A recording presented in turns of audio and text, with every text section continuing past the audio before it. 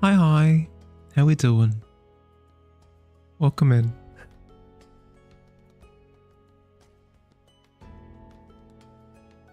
We were talking about recurring nightmares the other day, weren't we? I have a recurring nightmare that my volume doesn't work. Too many examples of turning on stream and ugh.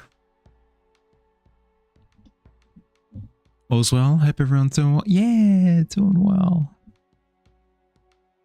Let me quickly.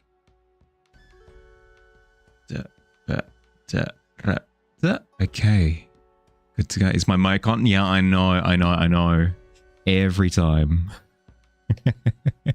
Welcome in. How are we all? Who gets first?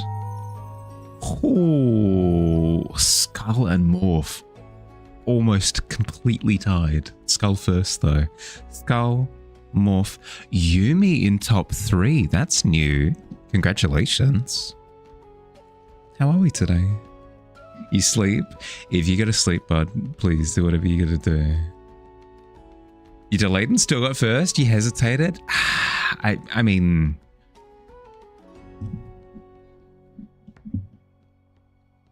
just goes to show all of your training paid off in that moment, even through the hesitation. How are we doing today? We had this image from yesterday. No, not milk. Where is it? This one. We had this image from yesterday. I'm not happy with it. I'm not happy with the direction that it's heading in. So I've decided to start over. I've decided to start over, but in a direction where I think it'll be faster and better. So you'll see. Can you make a suggestion? Wait until I start doing the thing that I'm gonna do. Yeah, because you'll see. I'm gonna take this image. I'm gonna blow it up. So it's this same image of the continent up close like this. And then I'm going to render over the top of it, basically, to make like a high definition version of this. That way it sort of keeps the continuity of the zoom in. Because at the moment it feels like we zoom in, it changes perspective, looks a bit weird. I mean, here's the saving grace of this. This image feels like a full 90-degree rotation from here. So it feels like this into this kind of completes that rotation motion. I don't know. It doesn't feel right. So I'm going to go ahead with changing it up.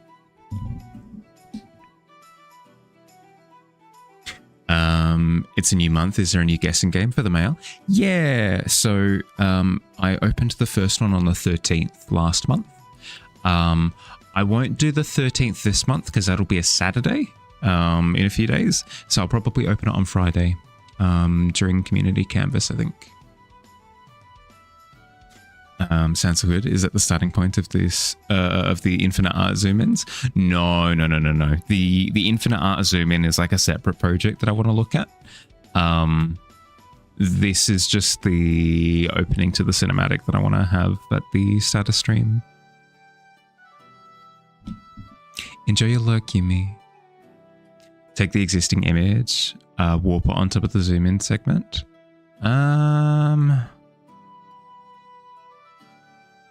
I could.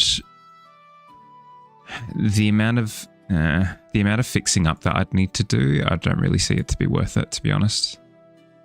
Because this like by the time that I match this onto that shape, I'd basically have to redo the texture completely from the ground up. And at that point in time, if I'm doing fixing, I think I'm better off just starting fresh with a fresh mindset. Less fixing than a full repaint, but I'll do me. Yeah. It'll be easier. It'll be easier on my mental if I start fresh, I think. Because I need like a fresh start. I think if I start with this, the problem that I foresee is, have you ever had that thing where you start drawing a picture? So you start drawing a picture. Like, I'm going to draw Gary. I start drawing Gary and I'm like, oh, no, I don't quite like it. And then you start trying to like redraw the head, but you're still stuck in the same loop over and over and over again. You're redrawing over it, but you're still doing the same thing over and over and over again.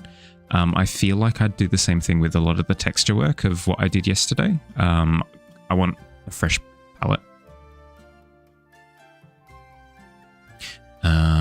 Okay, first things first, let's export a version of this as a pung. Hi Squid, how you doing, bud? Welcome in. Everybody's rolling relatively high today. High or mid? It's not bad. Opening animation.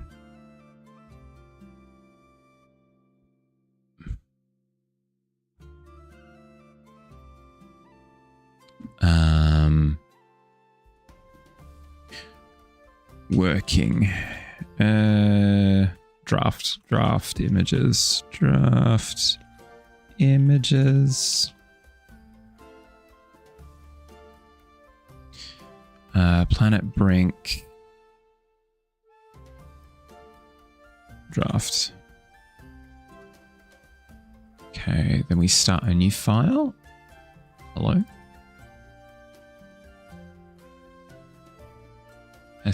CSP. Ah, that is a thing. That wasn't part of the spell. Yep, that's fine. Yep. New 3840 by 2160. Actually, can I lay down a bit? Yeah, please do. Please do, bud. You have ideas for art class you want to work on tonight? Nice. Nice. Is that the moment you've been doing characters for art class, right?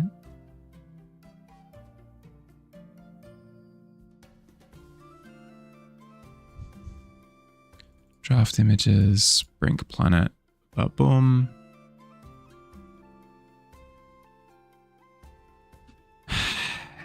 Yeah, okay.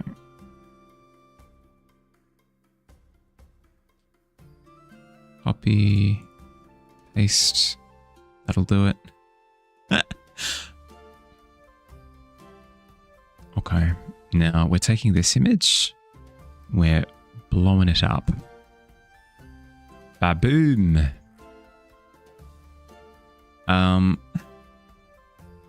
Sorry, it was immediately into business today.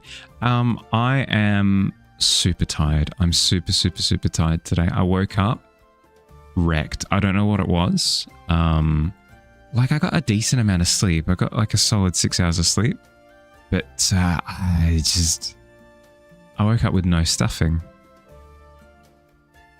I hope everybody's doing better than I am. You have a few you can send through into the Discord. Got a new idea that goes down the sort of analog horror route. You keep coming back to it. Fair. Is it that you've been playing a lot of analog horror games? Is that what's been sort of fueling it?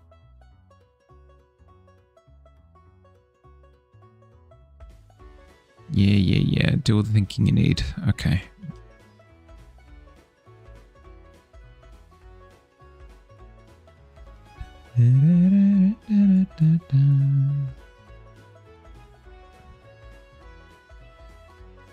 Big as a house.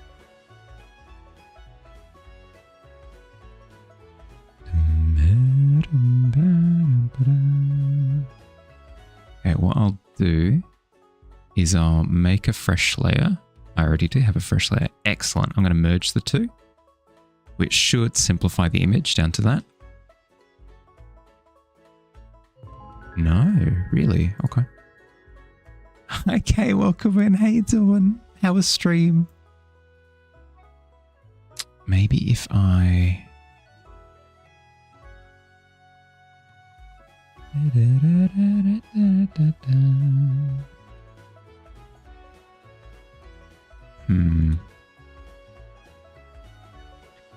Characters are what you want to focus on.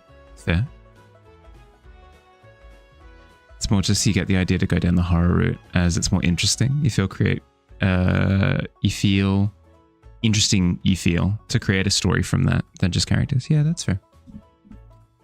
Was streaming while you waited for my stream to start. Did you have fun?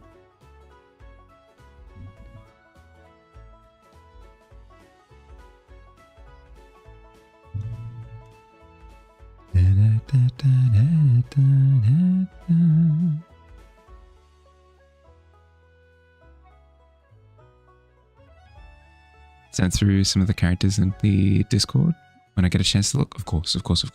No, I'll give it a look when I can. Okay, the usual rule applies. If you've got any artwork that you'd like to share with everyone, would love to see. Streaming keeps you seated to actually draw something. That's what I find. That's why I've stuck with it so long. Apart from all of the other benefits, obviously, of being able to catch up with everyone. But It keeps me on the ball. Okay, new layer on top.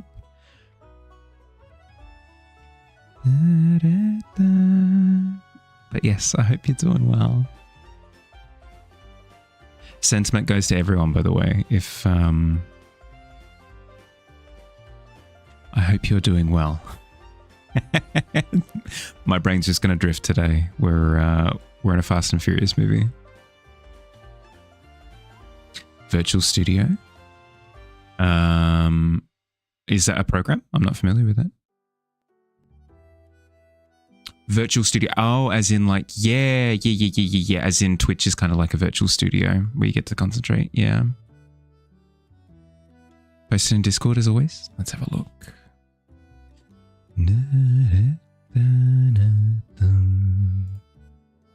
Ooh.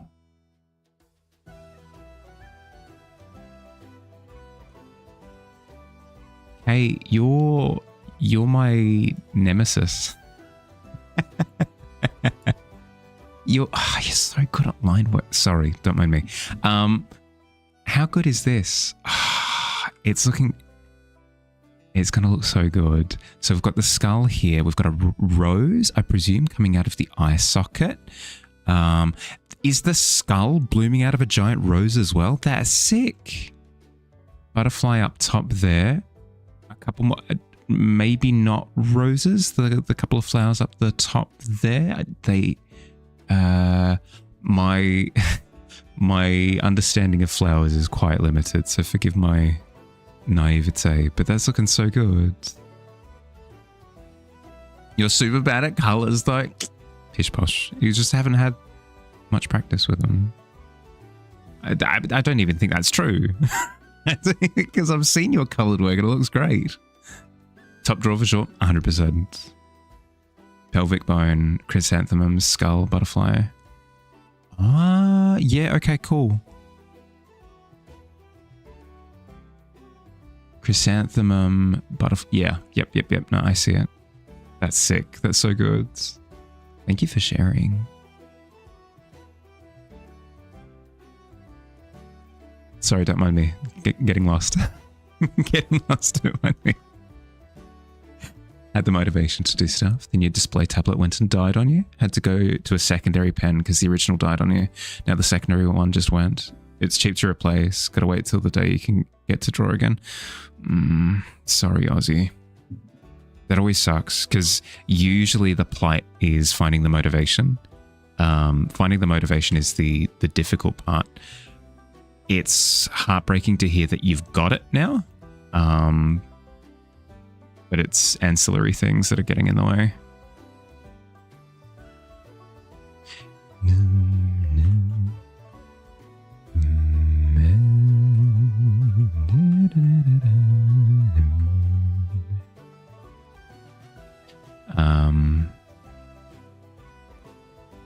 My goal for today is to quickly blitz through this frame. I reckon with the assistance of the starting image, I should be able to get it pretty quickly done because I don't have to worry about structure at all.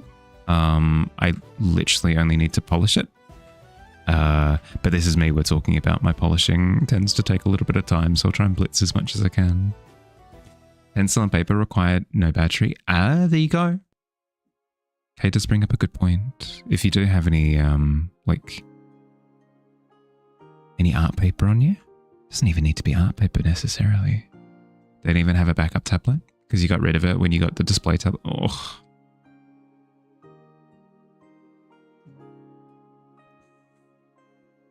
It does bring up a good point.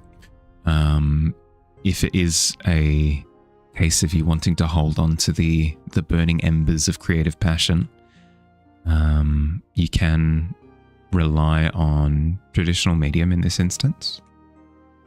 They don't need to be good pencils. It doesn't need to be good paper. Just something to keep the engine going.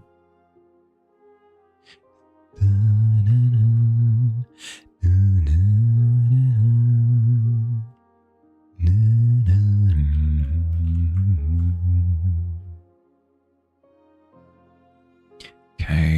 want to brighten the shore a little bit.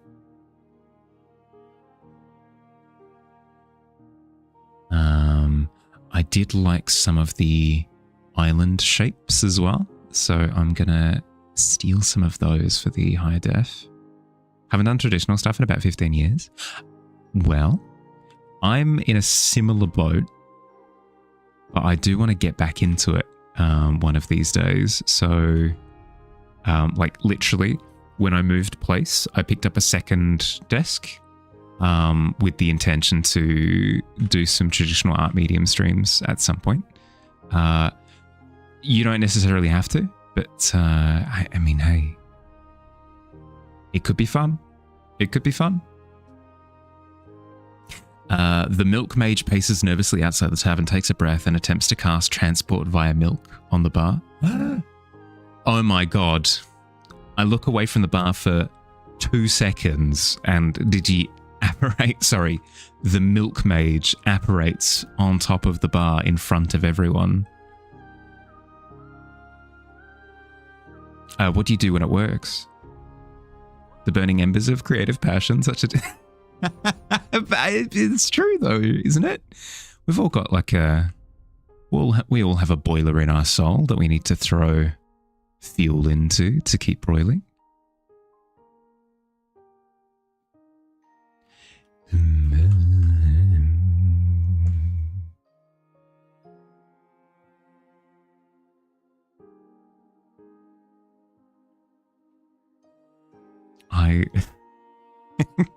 I'm so sorry.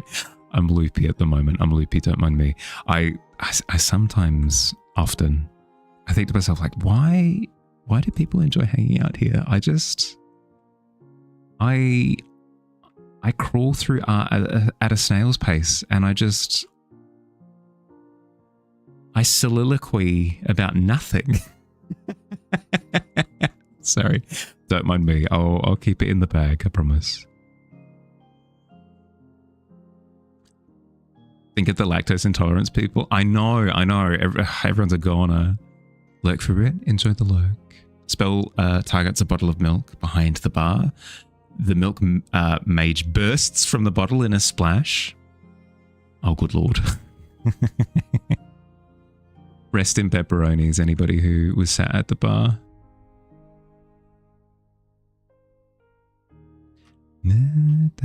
Hi, Noctua. How you doing, bud? I'm so sleepy. I'm so sleepy. No, don't loop about it. We're fine.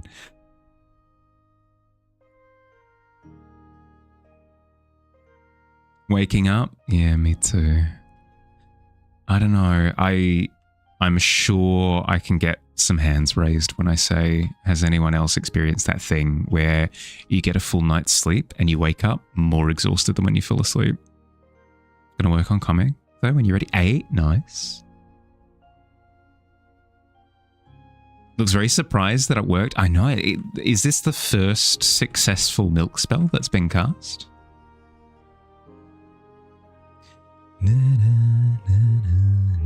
It's called sleep inertia. Is it? I was about to ask something that I can check to Wikipedia. Sleep inertia.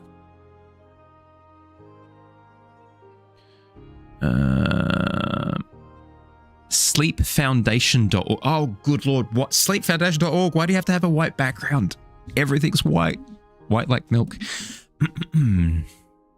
Sleep inertia is the groggy feeling upon waking up caused by an abrupt disruption of sleep.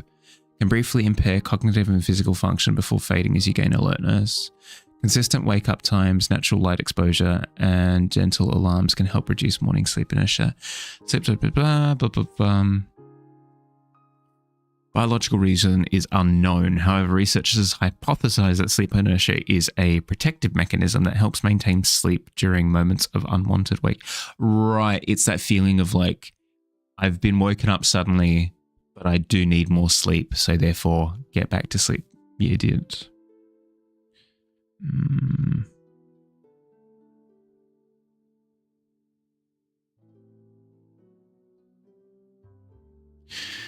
Yeah, it feels like sleep inertia, but I've been awake for heck and yonks now, and I'm still feeling the grogginess. I lie. I went for a nap. Maybe that's why. I was groggy. Okay, I went for a nap to try and help. Whatever. That answers my own question. I made it worse by going for the nap. Like, napping. Yeah. Hi, Council. Welcome in. Used to have really bad sleep inertia. Well, I'm wondering if he's landed a number of milk blasts, lactose intolerance, and curdle. That's true. I'm wondering if, because as much as the melatonin knocked me for a loop, I didn't feel groggy at all when I woke up from the melatonin. So maybe even if I'm getting to bed on time, maybe for the next few days, I take melatonin and see if that helps to like smooth things a bit. Sorry, don't mind my ramblings, my musings. How you doing, Cows? How's your day been? Sorry, I'm no more apologies. I refuse to apologize. I hope your day's been good. I can already tell my mental is gone. Scrambled stream.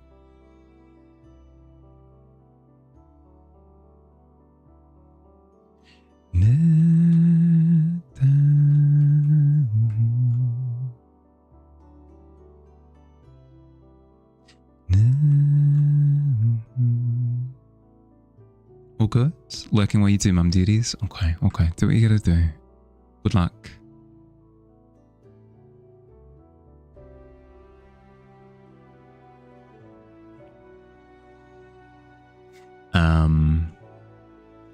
I have news. Are you keen to hear news? I have news to share. Mahali, bringer of news. Ba-ba-da-bum. I'm pregnant? I could be. And Digi is the father. Your mentor freaking stood you up. You feel like you're in limbo waiting for the direction. It's a very reputable school that you purchased this review from, so it shouldn't be a scam. But what the heck? Ooh. How long ago? Congrats, thank you. The news is, let me double check so that I don't make a darn fool of myself.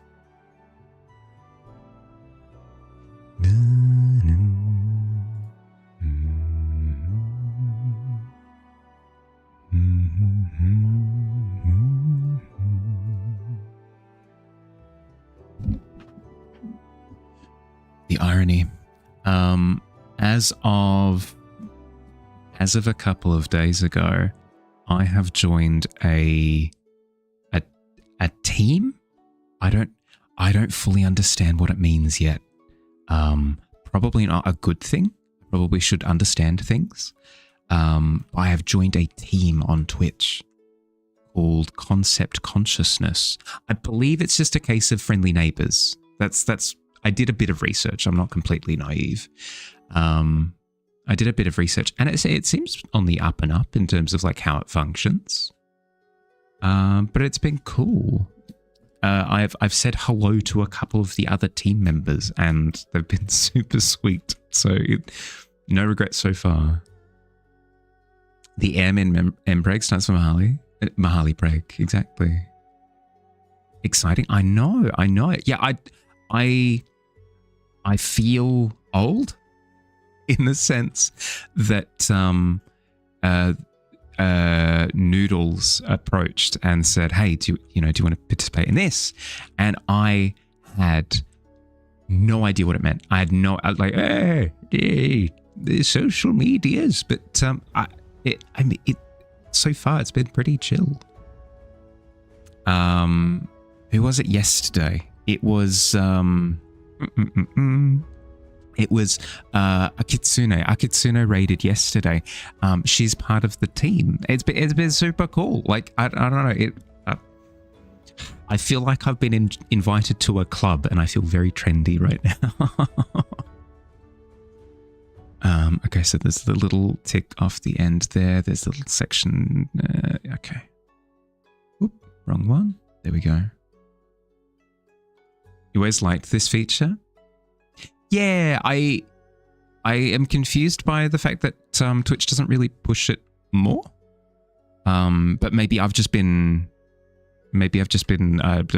sheltered in my particular pocket. Isn't it like everyone's promoting each other in the group? I think so. It doesn't seem to have anything like mechanically pushing that. But yeah, it's just everybody sort of on the same page as each other, mostly, seems to be. You've returned from food. What did you miss? I'm starting this frame again. Squid, but from this angle instead, just because it lines up better. Pardonne-moi.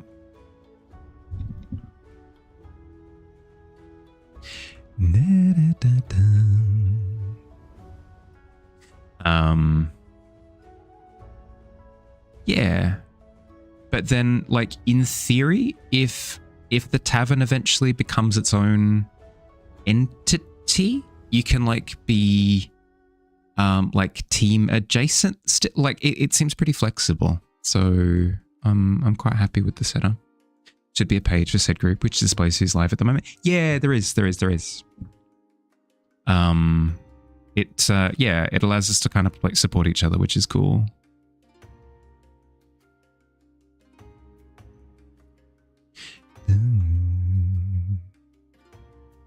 But I find it strange that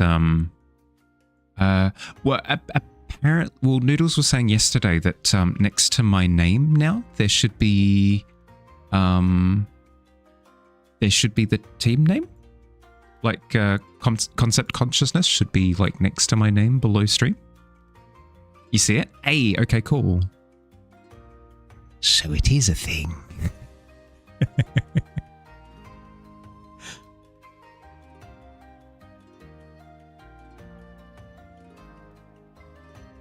Wondering what that was about? Yeah, so I've been invited to participate. Hi Josh, how you doing, bud? Hope I'm doing well. Yeah, doing well. Groggy, Josh. I'm super groggy. I slept for good amount of time last night.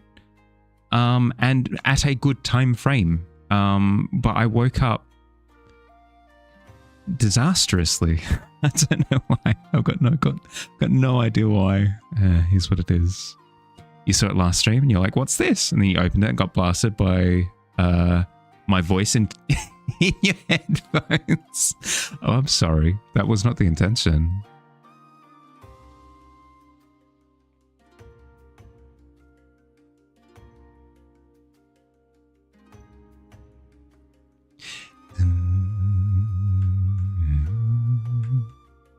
But I think it's heckin' cool. Because up until now, I thought it's very much so been, if you like other people, you just kind of have like an unofficial. These are the people that I hang out with. You know, now there's a mechanic baked into the Twitch thing.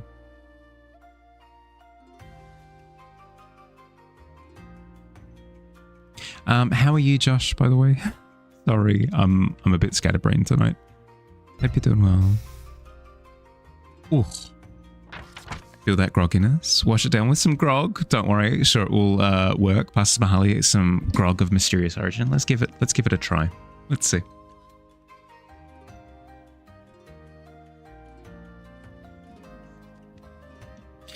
I'm not feeling an immediate effect, which makes me apprehensive.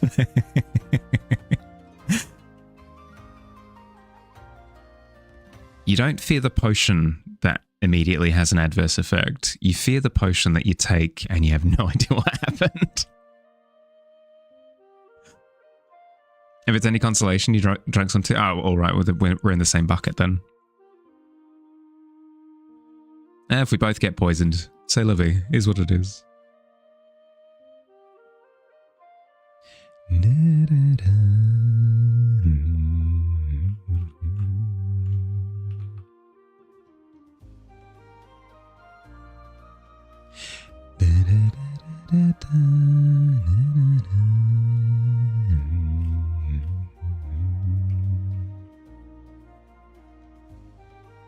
Right, that's the southern continent there. Cool.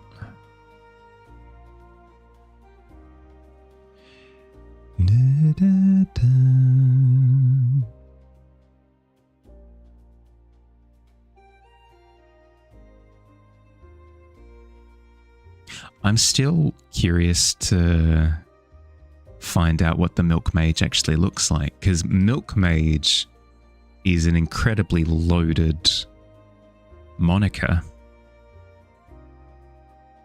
I feel like you could take it in many, many, many different directions. Some of them quite inappropriate, and I hope that it's not in that direction. But yes, super keen to find out. Finally meet the individual. Do they wear a milkmaid out? Well, that's the thing. It could be. It could be, if anybody's familiar with Corridor Digital's Milkman little skits, where it's the guy who, it's the superhero who drinks milk and then project out. Oh my God. I was reading earlier today and I read the, I read the, oh God. I read the most amazing verb I think I've ever seen with my human eyes. This is crass. I sincerely apologize, especially if people are eating. I apologize. I'm usually not super like gross core, whatever. But the verb was scream vomited. It brought to mind such a visceral image that I don't know. I was sat by myself, giggling for a good 5 minutes. It was very, very, very funny. I don't know why. It just maybe it's because I'm like sleep drunk at the moment, but it tickled me in a particular way. You picture the Milk Mage to be dressed like a traditional Dutch lady in a farm outfit, or with the buckets over the back of the shoulders. Gonna go practice some guitar for tomorrow, then come back and draw some stuff for your Tavern character. Yeah, hell yeah. Good luck.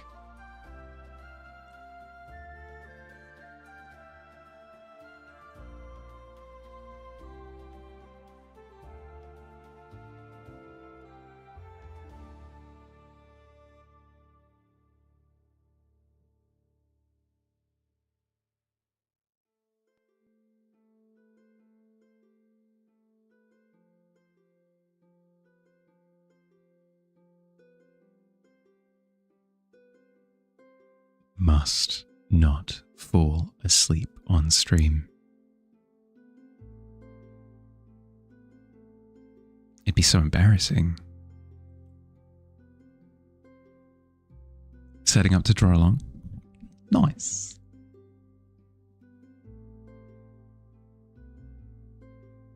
I always get fuzzy feelings when I hear that somebody's drawing along. I don't know why. It feels like resonance, I guess. You know, that sensation of a tuning fork being hit and things set to the same frequency, like start vibrating as well. Feels kind of like that. You've fallen asleep while standing up and singing at church before. What? You're way too tired. Yeah, sounds it. That sounds even more.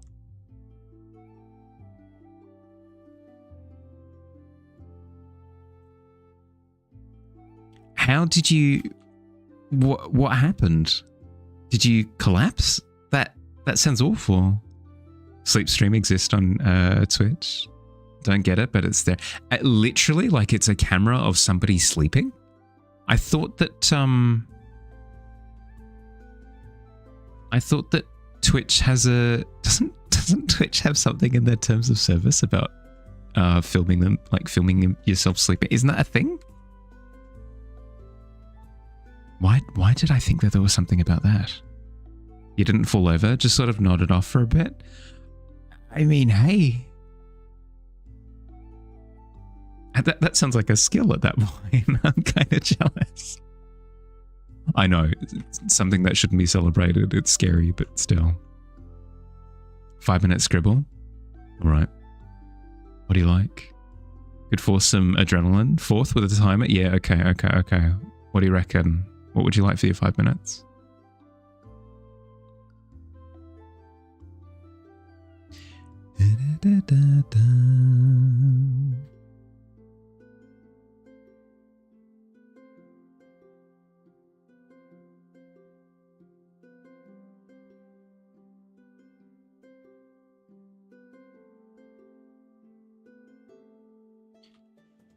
A potion that helps me wake up.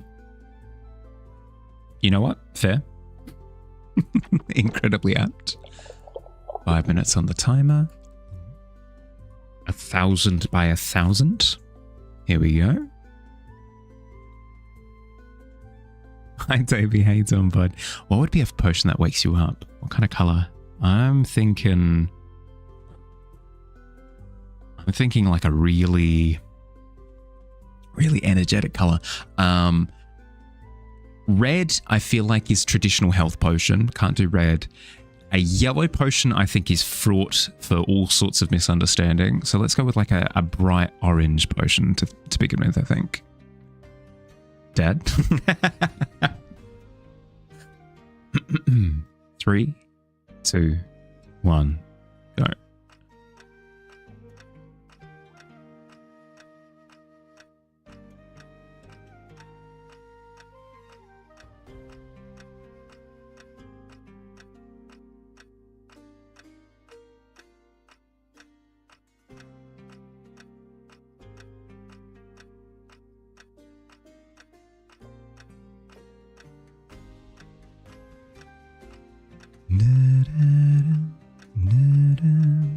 The form's a bit scuffed, but hey, things happen during the glass blowing process that lead to scuffed outcomes. Don't worry about it. Just don't think about it, and we should be good.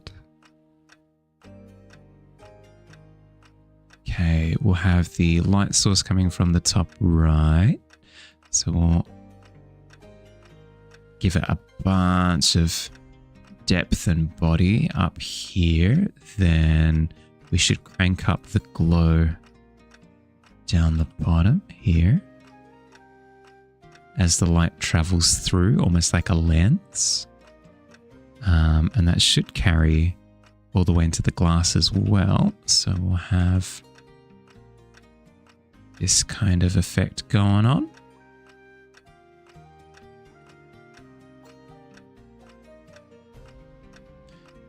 Then up the top here, we can have this kind of thing going on.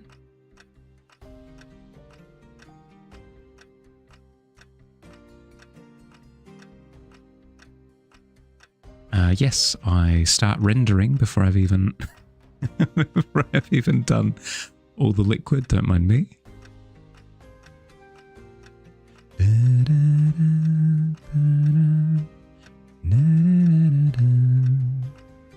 Doing okay? Had a rage fit a Pokemon today. Never been so mad. Oh, I'm keen to hear this.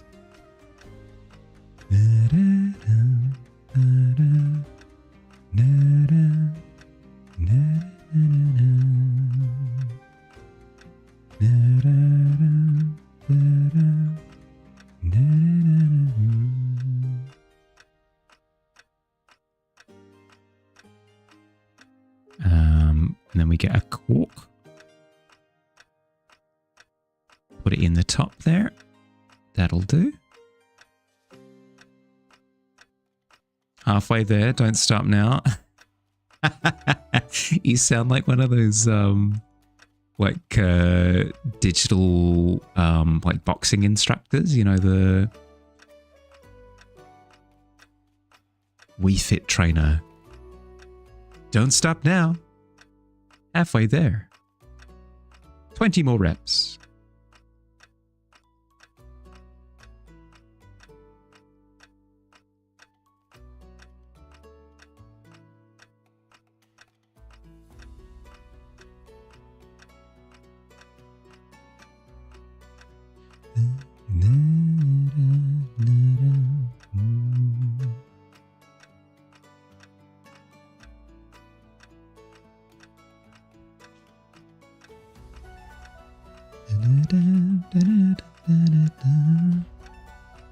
And then the most important thing will be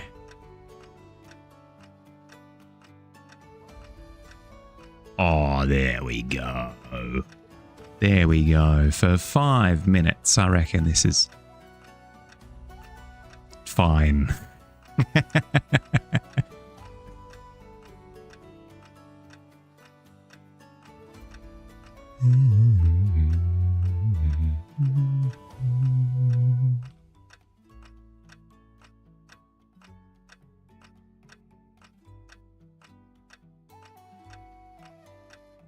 If I really wanted to go above and beyond, what I could do is add a bit of contrasting tone in here to make it feel even more full. Oh my goodness, even just that little bit has done it, hasn't it? Oh my god. Something, absolute wizardry. And then we can go even further with a bit of bright blue. Oh my god, it's just popping. It's just popping. Beautiful. Beautiful. I went a little bit overboard. There we go. A potion of waking up. I'll quickly put an extra spot of highlight. There we go. Add bubbles and sparkles. Sorry. Did I get the blood pumping? Incredibly so. Nice and effervescent. Good for the drinking, I reckon. Perish Trap, Baton Pass, Entrainment, Fissure. People are just resorting to being cheap to get through ranks now, you swear. That sounds like the most, well, one, cursed, but two, like, knowledge check garbage that I think I've ever heard.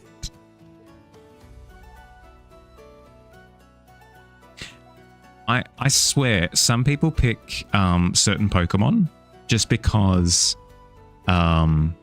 they know Trick Room and nobody else knows that they know Trick Room.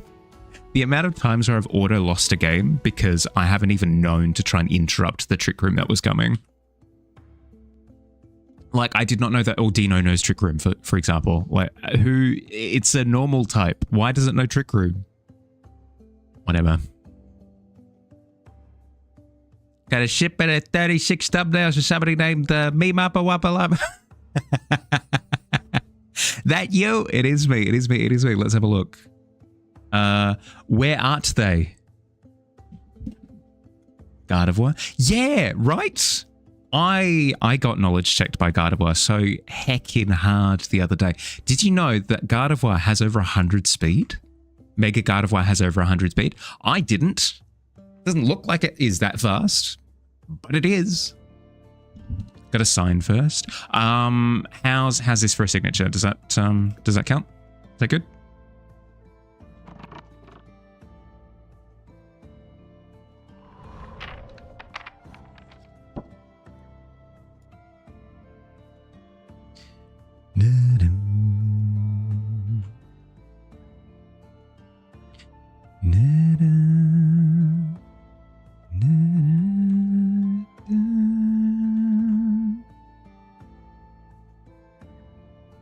Itchy nose.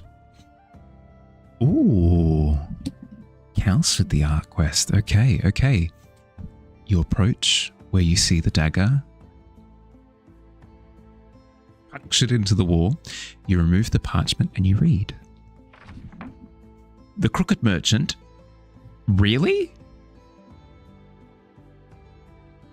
We haven't gotten the Crooked Merchant in heckin' ages, and then Kals gets it twice in a row in isolated instances. Sure, okay. Apparently they really liked your previous commission. Is wanting a new candle type. Include the name. Choose at least one challenge. Style, simple and clean. Technique, use only warm colors, reds, orange, yellows, etc. Or detail, include polka dots. It's Destiny, yeah, something like that. Does this sound like an appealing quest to embark on? It does sound pretty Destiny whimsy, but don't let that influence your decision. Does this sound like something that you'd be interested in trying? And if so, which of the challenges would you like to commit to? Yes, please. You should go for technique. Okay, as you say it, the word technique begins to glow slightly. The quill springs to life and scrawls your name at the bottom of the contract. Good luck. I did like that it dragged out the underline at the end of your name. Good luck, good luck, good luck. I can't wait to see it. That'll do. Would I want these? Burly Man starts unloading boxes from a truck. I'll say it's up to you. Pick your poison between Tavern fan art and the world building conversation. One of the two. Of course. How did that happen? I looked down and my knee was up at my chin.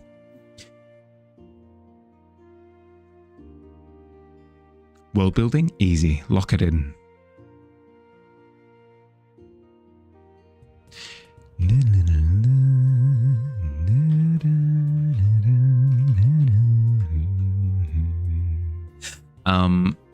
I've been maybe not triggered, but I've been a little bit tilts queuing Davey as of late because of how many people have been. I mean, I had a whinge to you last time about it, but how many people are teching against Rain, specifically Rain? They're like, Rain is too strong at the moment. Rain is all over the place. Can't stop Rain teams. So I've got to tech multiple mons in my team against Rick you. What, really? Having one hell of a time figuring out what this painting is. Kind of fun guessing from the zoom. It's a bit, it's going to be a little bit nebulous for a while, just because it's not really intended to be viewed in isolation. Hey, it's Owen Laz. How you been?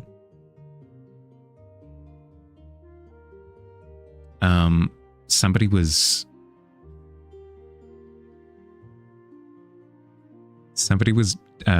jokingly saying that I should do audiobooks earlier today.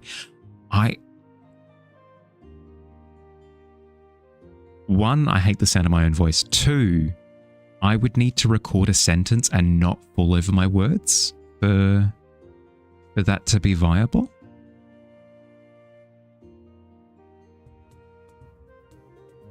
Three, I'd be so determined to undermine myself. Every character in the book, small Victorian boy. Rain is heckin' awesome. Do people have beef with your favorite weather? I don't. You'll never see me complaining about rain. Not once. I should indeed do audiobooks. The spicier the better in your opinion.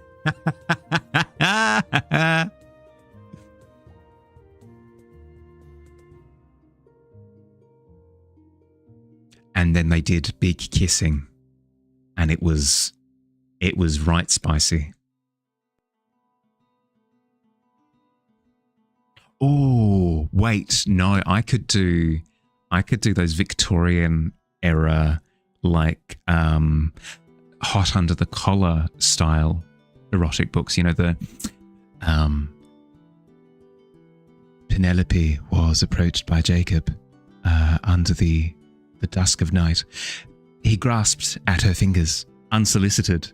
She yelped in the cold, but returned her hand from whence it came, for secretly she enjoyed the gloved embrace of Jacob's digits.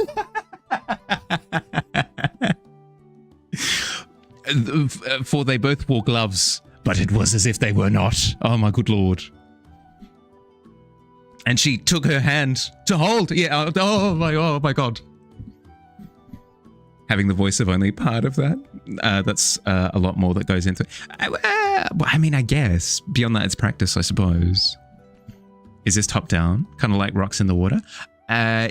Kinda. Here, I'll make it easy for you.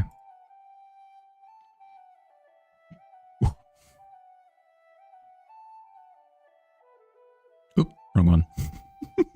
It's just this. The indecency of it. I know. And they were roommates. You were kind of, yeah, no, you were. I didn't. It's kind of hard mode because it's completely without context, you know? Big rocks, lots of water. Yeah, exactly. It's just the scale was the difference. My God, they were roommates. I know.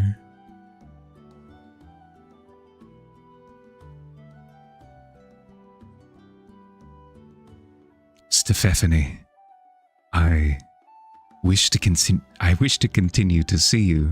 I wish to continue seeing you during morning tea with intent to marry.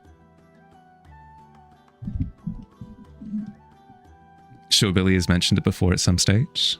Have seen the Bluey episode, Sleepy Time? No, I haven't. I don't remember that being one that Billy has mentioned. He has talked about Bluey episodes before, but I don't believe that one specifically. Okay, that's everything. Lingers in front of me for with an air of expectation. Yeah, okay, all right. Let's have a look. World building thumbnails. Oh, good Lord. Yeah. Did you mad lad? I know this is you doing practicing, but I still feel spoiled as all heck. Okay. So these are the rough thumbnails. Then it looks like you've it doesn't look like they're the same set of thumbnails. Correct me if I'm wrong.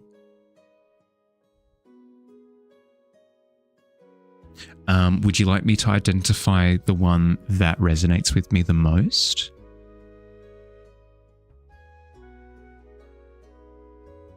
They're all different. He wanted a tip. Work on your stance. You don't look very confident as you're currently standing. Have one of your feet out of alignment with the other, because if both feet are next to each other, you feel a little bit awkward. So putting one foot in front of the other gives you more of an air of confidence. Free tip for you.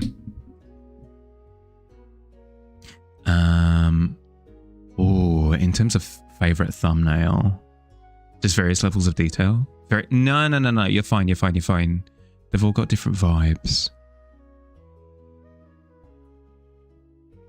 I do like epic scale, so I'm fond of this one on the left here. Welcome in, Slank. Welcome in, Les.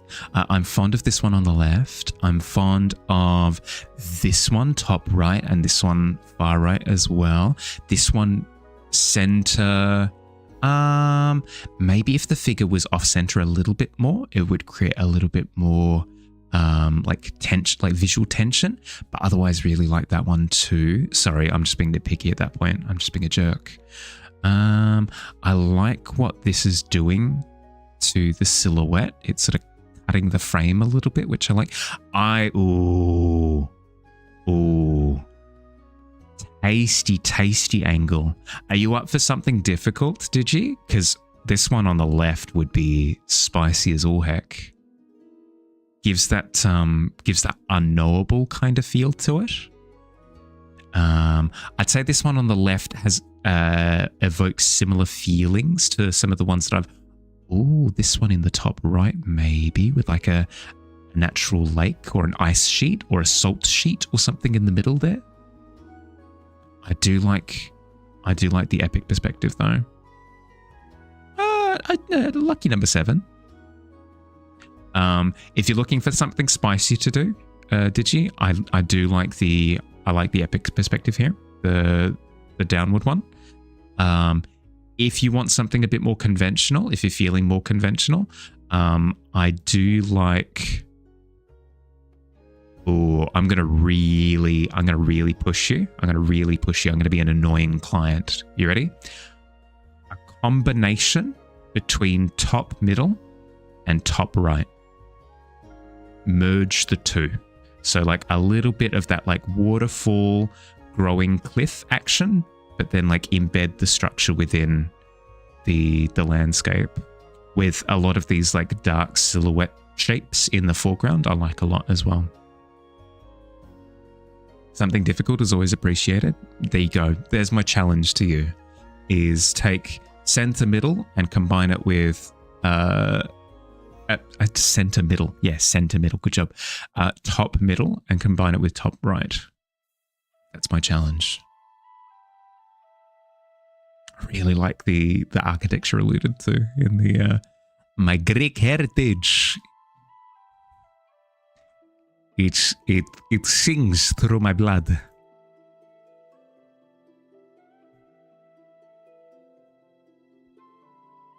Greek is in. Greek is in. It's all the rage these days. Friendly reminder from Harley to run ads. How's it been an hour already? I've only... how much have I done? It's not unsubstantial. I feel like I've lost a little bit of the mass there. I might add a little bit more ground mass back in when I get back. Yeah. Break time. I recommend that if you've been sat for the past hour, get up, move around, get a little bit active. You'll feel better for it, I promise. Grab a drink, grab a snack if you need it. I'm going to run 3 minutes of ads in the meantime while I'm gone, doing stretches of my own. I'll see you soon. Yuppie.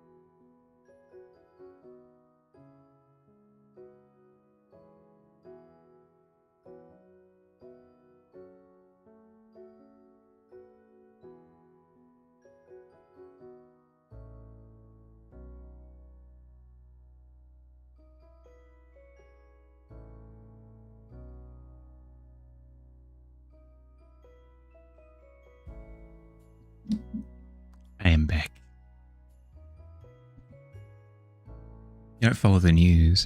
The spotlights on the new Splatoon actually look pretty good.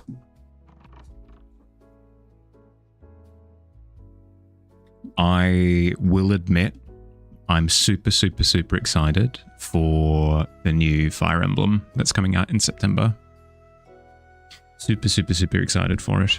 Because Fire Emblem Engage, I think it was called. More like Fire Emblem Enrage, because I was angry at its release. Not angry. I don't know. The blue and red hair just... it tilted me. I don't know why.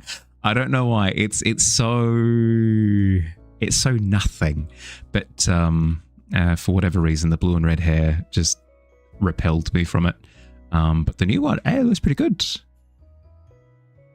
The RPG with thousands of characters. Oh, more than thousands. Millions of characters. Perfect timing. Also just got back from practicing. Nice. Welcome back. Went to bed annoyed at this direct. Had nothing for you. That's fair. I mean, you did say that you didn't like how they announced the... Because we already knew that they were doing a Ocarina of Time remake. They kind of didn't announce anything with it. They just went, yep, we're doing it. And then everyone unilaterally yelled out, we know. We all know. It pisses me off, actually, that the new Ocarina of Time remake is being done in as high fidelity, realistic graphics as but piss off.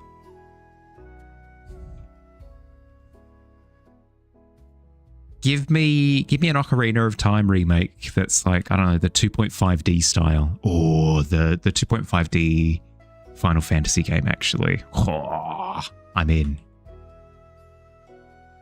So livid that we're getting an Ocarina remake before Oracle remakes. I know, you and me both.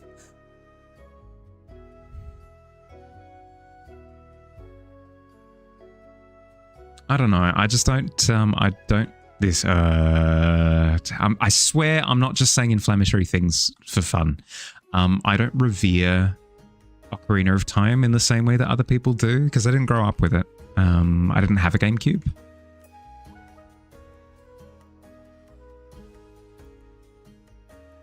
Only Zelda game that you've played is Breath of the Wild. It's not finished yet, but the others sound great. Breath of the Wild is good.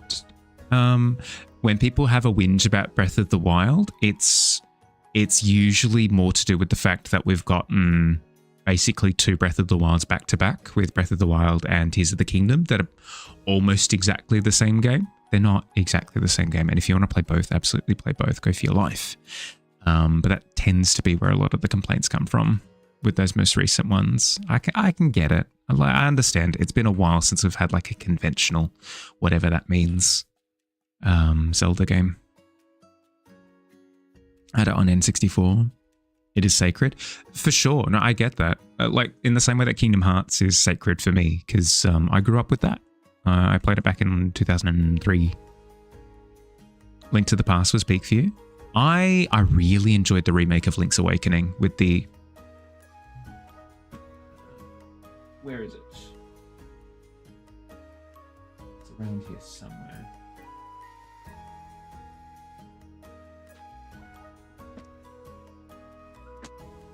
With this guy. Ugh. This Link's Awakening, heckin' peak. The fact that they made the art style all like toy box with like that lacquered wood texture on everything was amazing. So good. Desk fodder for the win. Absolutely. More like bookshelf fodder for me, but yes. What's the best way to play some of the older games? Don't have any of the consoles though. There are a few ways to answer that question. There are the legally frowned upon methods, known as emulating. They're legally frowned upon because the companies don't make money off of the process. It's pirating. You're pirating at that point, which up to you as to whether or not you embark on that. There are official ways of catching up on older games. Like, for example, with the Switch, Switch has a thing where if you subscribe to their service, you get access to it, like a massive back catalogue of a bunch of the older retro games. That's a more legally friendly way of going back through and getting access to a whole bunch of the older games.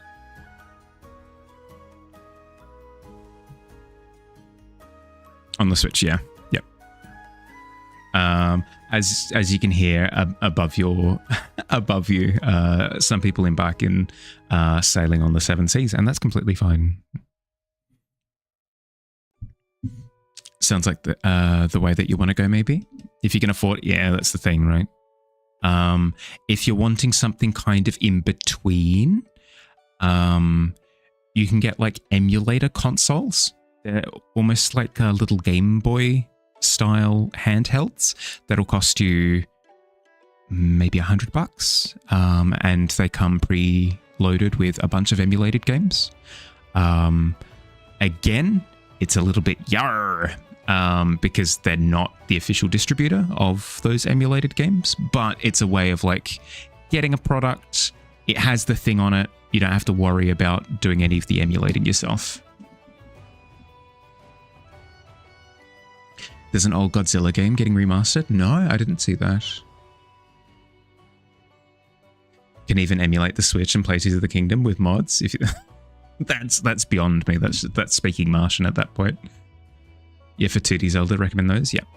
Thanks for the info. Yeah, of course. If you've got any more questions about it, we've got quite a few retro heads in the Discord.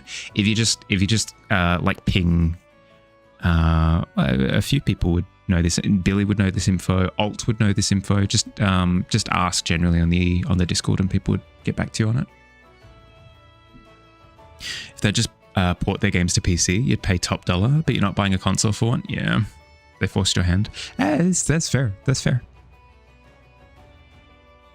On the topic of emulating, gonna go play Skylanders while you chill and stream. Yeah, good. Enjoy, bud. Enjoy.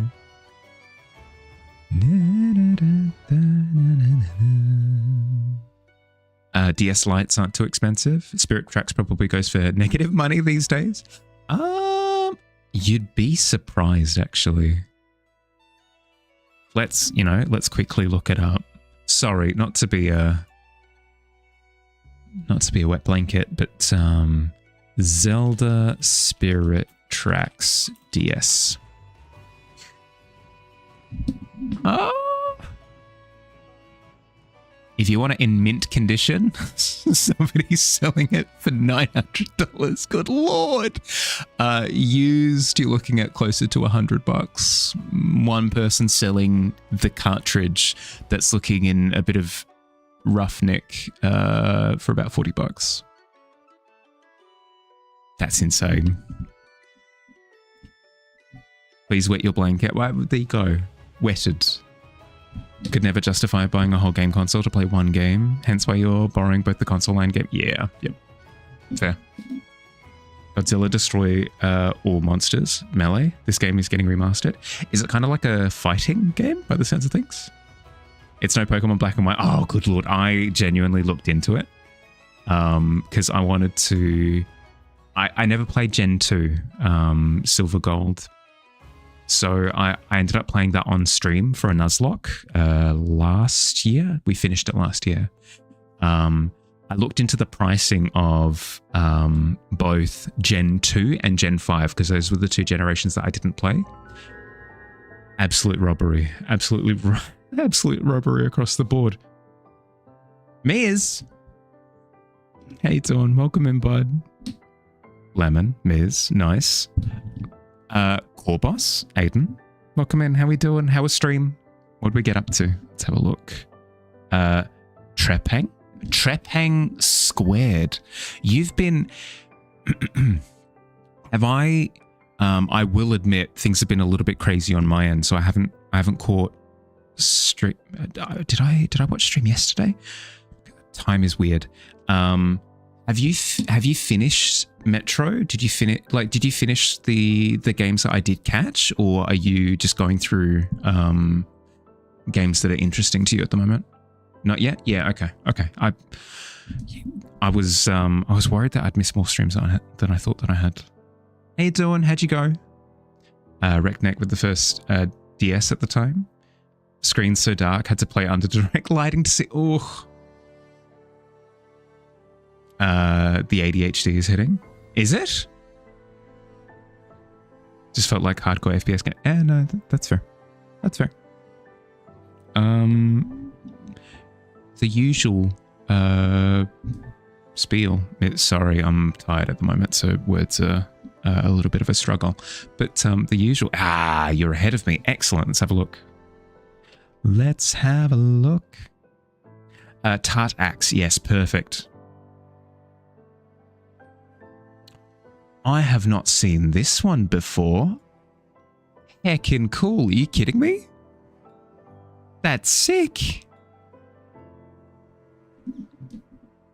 It sounds like a quest. I mean, this looks like a quest. That's so cool.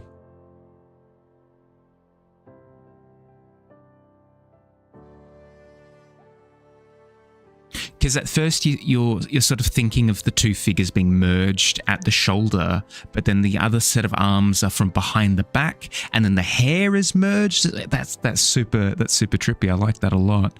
You've done a really good job with the hands. As somebody who can most definitely attest to how difficult hands are to master, you've done an immaculate job with the fingies. No, you nailed it. Hell yes, right? Migraine is migrating. Gonna try to rest? Yeah, please. Go. Look after yourself, bud. Those are good hands. Yep. You hate hands so much. Well, even more difficult for you, Miz, given that you... No, your avatar has hands, right? Your physical manifestation has hands. It's just you've got tentacles down the bottom. I think? I was gonna say, because that would make sense, because you don't have hands, but I believe you do have hands. But yeah, no, heckin' nailed it. Amazing work. Guys, if you're not following Miz, I mean, this work speaks for itself, doesn't it? A lot of gaming streams, really chill time, lovely to put, like similar vibe to here, super chill to have on in the background while you're working. Fun to watch actively as well, I should say. Highly recommend. Thank you for sharing, Miz. I appreciate it, bud.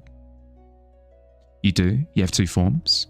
Oh, because you've got the beholder form, and then you've got the full like presentation, right? Nice drawing, right? Hello, Need for Speed. How you doing, bud? You have a bipedal and more tentacle monster form? Fair. Come back to your PC. Apparently we've rated behind. Hi, Noel. How you doing, bud? Cozy Chill streams? 100% Cozy Chill streams.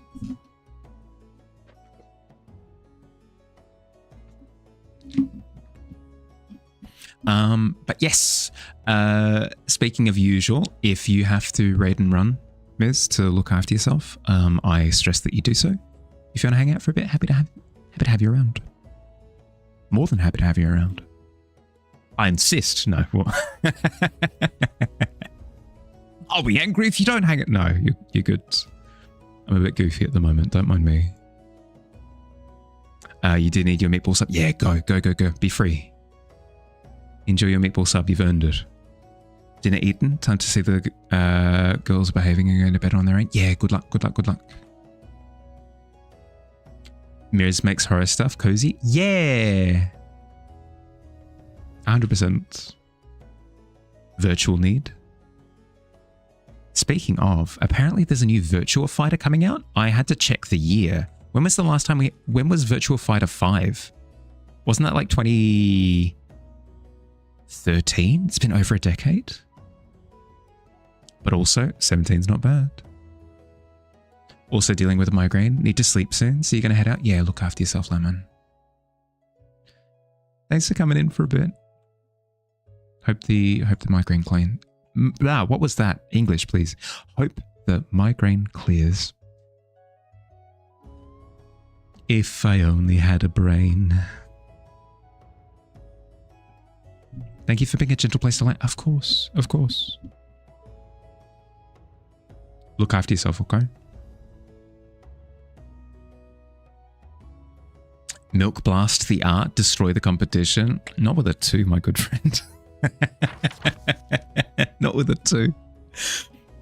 A lot of 17s, but you'll take it. 17 is a fantastic result. Look after yourself, bud. You deserve that. You absolutely do.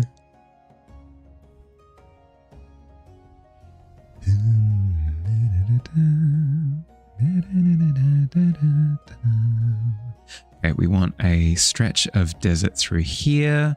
We want to brighten up our sort of rocky beaches a little bit, maybe not that much. There we are. It's a little bit better. You try and use your powers for evil one time. I mean, assisted you. Evil's just not happening tonight. It's an evil-free zone.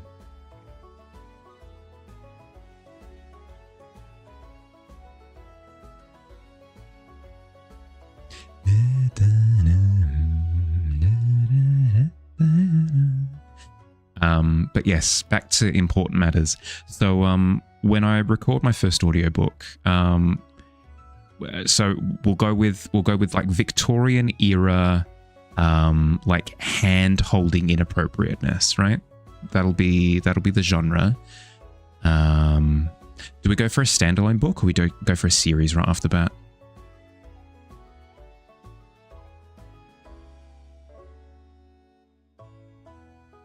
That would be bold, I feel, in his first foray into the audiobook industry. Mahali voices every single novel in a 24 novel series.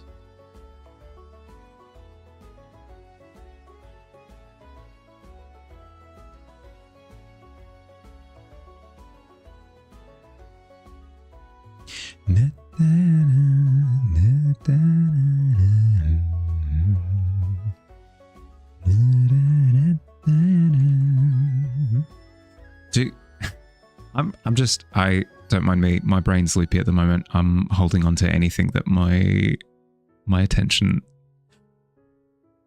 I'm holding on to anything that my brain can hold on to, I guess. So I guess we're on this point of conversation for a little bit. How do audiobooks work? Do people do independent readings? Like there'll be an official reading, but then there are like independent audiobook releases as well? First time hearing of this. Doing an audiobook recording sounds like a cool idea. Absolutely not.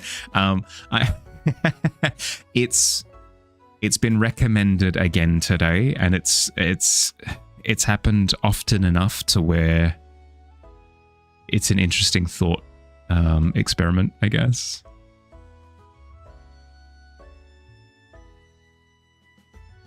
I've gotten back into reading recently, so brain is on the books, and it's been, I think over the last couple of weeks, a few people have mentioned it. So coincidence or not, my brain is kind of stuck on it. Not seeing a real definitive style that is Milkmaid. Well, it's sort of like your Danish, like hair in pigtails, white shirt, green and red skirt, I think. Potentially with clogs, with the stick over the shoulders and the two buckets. I think is like that quintessential milk. But I think there's something probably more about the outfit that I can't imagine right now, but that's kind of what comes to mind. What am I reading at the moment? It's a series called, the name sounds a bit memey, but it's a really good time. It's called Dungeon Crawler Carl. I will keep it as vague as possible because the half of the enjoyment of the book is kind of figuring out what's going on. But you read from the perspective, kind of, it's third person, but you read from the perspective of Carl as the world ends. Yeah, I feel as though that's vague enough. It's a good time. I would say that it's quite a pessimistic book in the sense that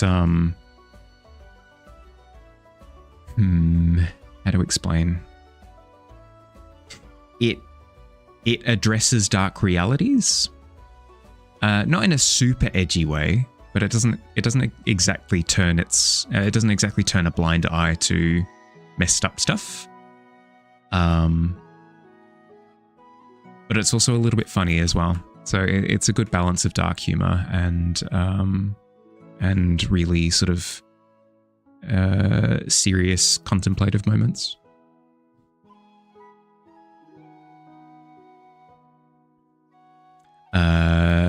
Think I mean Dutch, right? Did I say Danish? My bad. Yes, Dutch.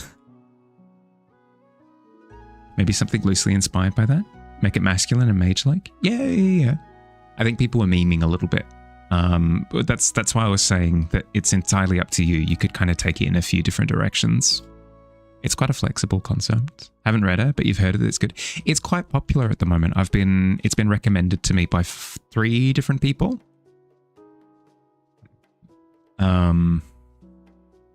I was locked in a car.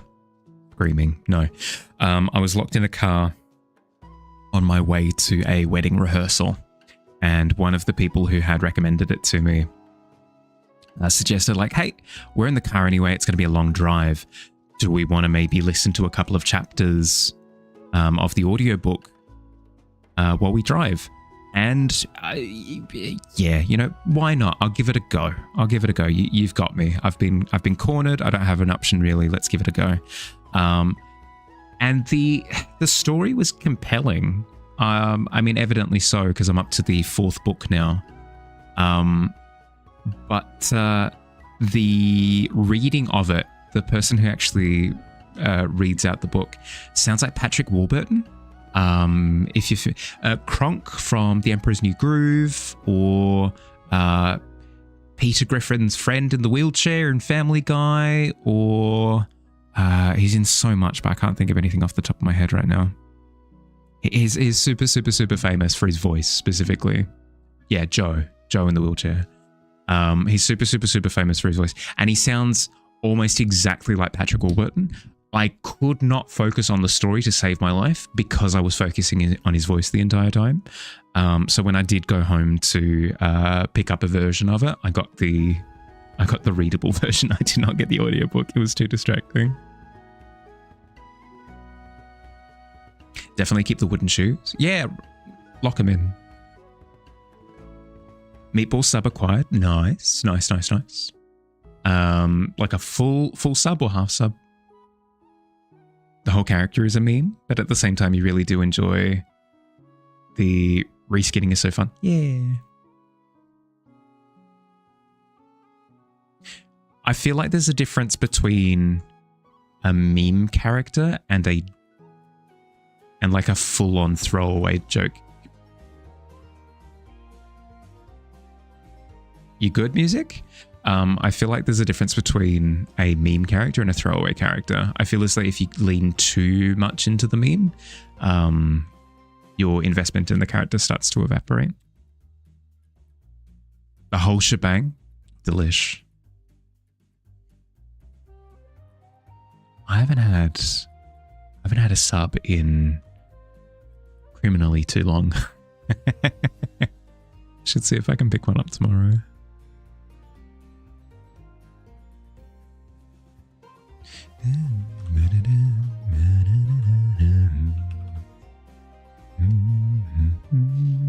It's been about 9 months for you. It's one of those things where I can have it relatively guilt-free. So it's not even that I've been avoiding it per se. I just haven't had an opportunity, I guess. It's not like a KFC or something where I just haven't had that kind of thing for a while. Actually really like Subway. Helped you like veggies more. I don't fully understand the hate that Subway gets. Does somebody in chat really dislike Subway? Can I get the argument against it? It's expensive. Yeah, I can see. Is it though? I mean, compared to eating out in general. Well, I suppose if you compare it to like a McDonald's or something, it would be. Each store is privately owned. Right.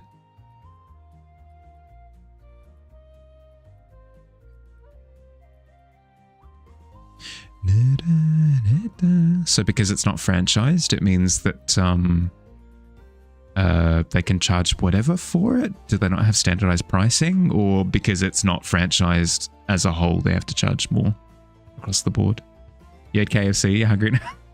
Sorry, bud. Sorry, Haley. The owner dictates how much for each ingredient is on each sub. Really? No standard pricing. I was going to say the Subway that's relatively close to where I am is not bad. Like, I'd be paying something similar for a burger.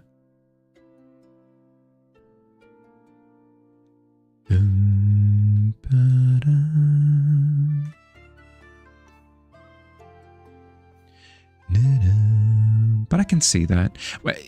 Is that where the majority of the hatred comes from? The fact that it is so expensive? Had better subs for cheaper. That's probably fair. Basically, yeah, fair. Fair. I wish I wish that there were more places that had subs nearby.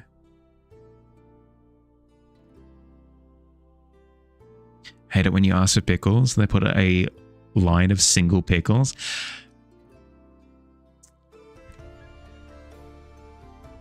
Them's fighting words at that point. I have a vivid image of you vaulting the counter, demanding more pickles.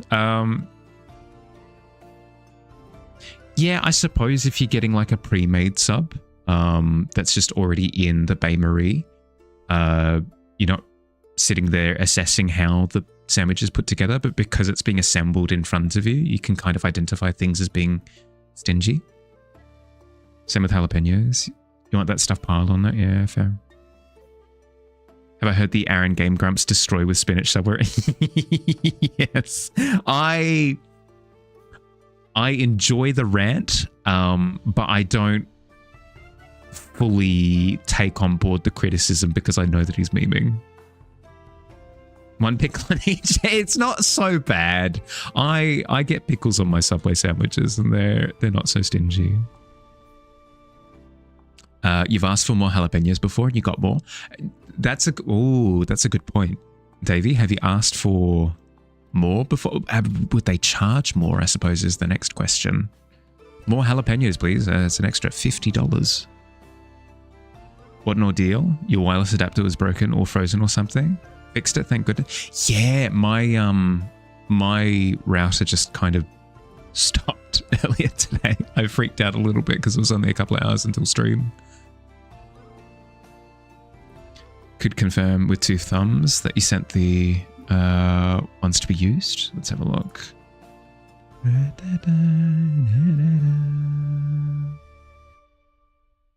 you go. That's the sign.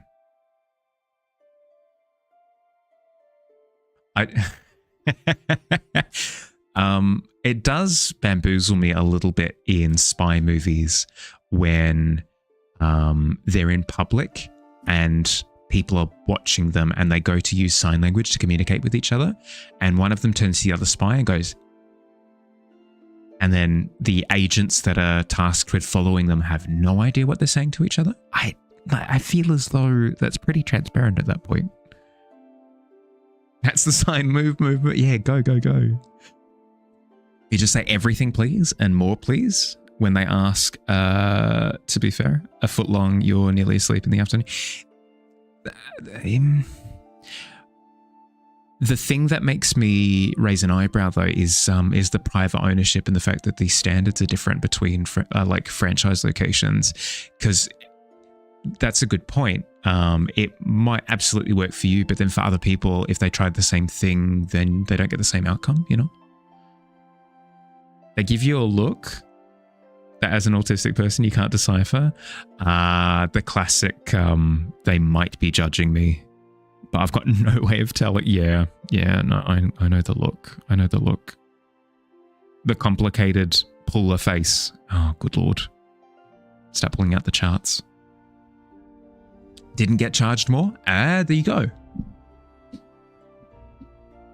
He's exaggerating. Not sure if he's memeing. Yeah, no, that's a good point. Like maybe there's a bit of truth to it. But if they don't charge extra, Davey, here's the thing. If you ask for more, they're assembling it all in front of you, so they can't cheekily like spit into the sandwich to slight you. You know, it's not like they're not like, oh yeah, no, I'm going to go toast your sandwich now, and they take it out back and, you know, like that doesn't happen because it's all quite transparent. So there's no downside apart from them maybe judging you. And they probably won't judge you either, because usually the person assembling the sandwich isn't the person who owns the particular store location. It's nothing on them, you know? Hear the baker who stole a bunch of money from the bakery? You get it though? He was in a tough spot. Really needed the time. Fantastic. This is already too much interaction. Had to ask for more of one thing that you wanted. Thank you for making the interaction more difficult. Well, I was going to say risk versus reward. It's not risk versus reward. It's more like what motivates you more in the instance, you know? Why is even distribution of toppings so difficult to understand? I think it's less even distribution of toppings and more they would have been coached by the person who taught them how to assemble. Like, do this many. And don't stray from this because we need to like have an understanding of how much our ingredients are going to last for. Yeah. So they would have a standard that they abide by, and that standard is like a little bit subpar to what you're wanting. You'll still go back there every week, sometimes twice. They've got you. It was a bit much interaction the first few times. Well, that's the thing. I feel like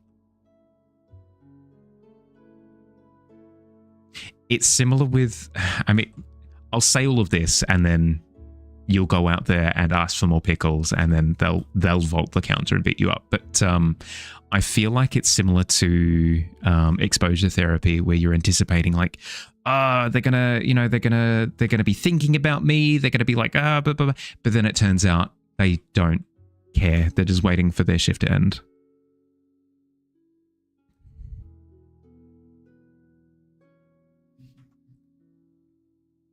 Sandwich construction kit. Once you unwrap, to be fair. Just bring your own ingredients. Oh, that would be passive aggressive as all heck. Could you imagine? You turn up to a Subway, you ask for your sandwich the way that you want it, they don't provide, then you pull out a little sandwich prep kit and you start adding on your own extra ingredients in front of you. You receive it over the counter, you pay for it, you unwrap the paper, you pull the sandwich apart and you start adding in home brought extra ingredients to prop it up a little bit more, close it, wrap it back up, thank them, and then walk away. Oh, power move. Show them how it's done. Yeah. Just going to head to get the bread and cheese and make the damn sandwich. It's about sending a message, I feel.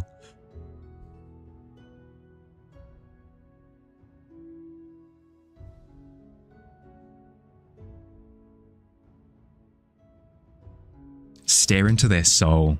Stare into their soul as you place each extra ingredient. An extra pickle. 2. 3 extra jalapenos and a tomato.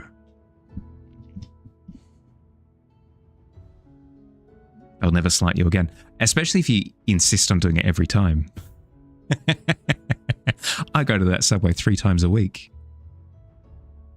It was on the 4th time that I added to my sandwich that they understood the message. It's not about the toppings. It's about sending a message. The Joker probably. Yeah. Although it's a little bit embarrassing if that's your Joker moment. So, Mr. Joker, how did you become the Joker? Well, I had one bad Subway interaction.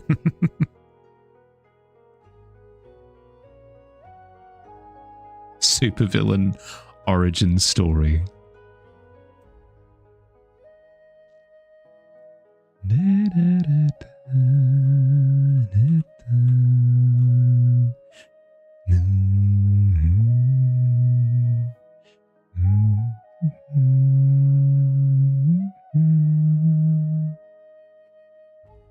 Madness is like toppings, as you know.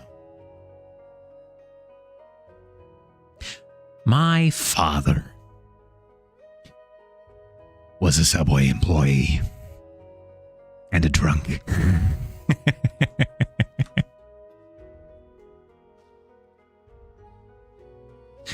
One day, he put 2 jalapenos on my sandwich. Why so serious?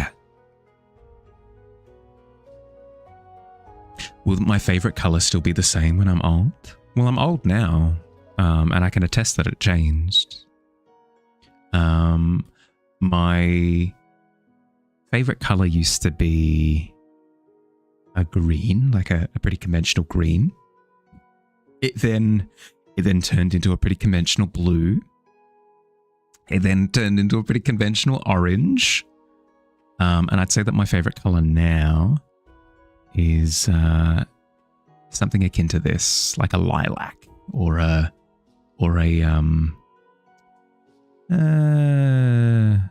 lavender, maybe. Those 2 things are directly interchangeable. Subway employee and a drunk. Yeah, good point. Ooh. Same exact story. Just add that he was a Subway employee. Well, exactly. Just exact same. Hi, Fields. How you doing, bud? Welcome in. Lavender is a beautiful color. That's my current stance. Yeah, I anticipate that it will evolve from there. Who knows? In a couple of years, it might be octarine. For those who know, they know. You were going to say lavender? Hey, there you go. Mature approaches, Huck. Haven't had a favorite color for a while. You like a spectrum between green and blue? I think that's a valid answer. It's some people might deem it to be a cop-out, but I feel like the answer of it depends is completely fine. I kind of agree with that. It kind of depends on the situation, right? Because sometimes my favorite color is like a green if it's been used to complement like earthy tones, you know? Sometimes if there's already an abundance of green, that little bit of extra lavender, again, is my favorite color because it kind of picks it up a little bit, you know? Yours is a nice crimson red. Oh, a classic. Classic. Isn't it great that one day you might find another color even more beautiful than lavender? I think it's less to do with degrees of beauty and more to do with perspective. Yeah. Because I wouldn't say that the colors have changed in my time. It's more I've changed and my appreciation of colors has kind of been emblematic of that, you know? Does depend. You like a hot pink when it's used as an accent color, but not as the whole outfit. Yeah, exactly. Exactly.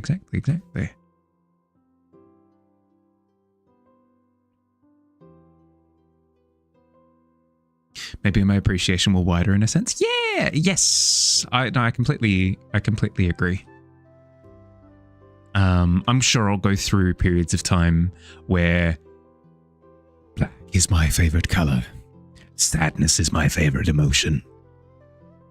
loitering on a street corner at night underneath a lamp is my favorite, activity. Like, I'll go through phases. And before anybody corrects me, yes, I know black is a tone. It's not a color. But that's beside the point.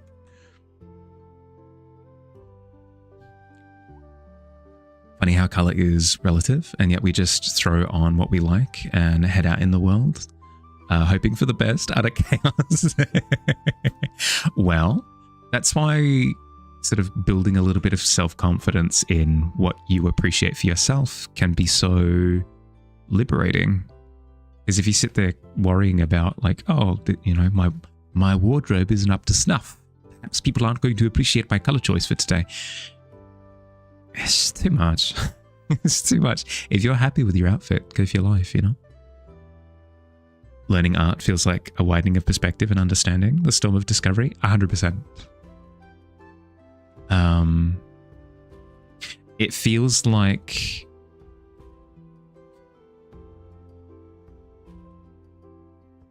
like art is kind of like, this is so smelling my own farts, but art is kind of like a pendulum.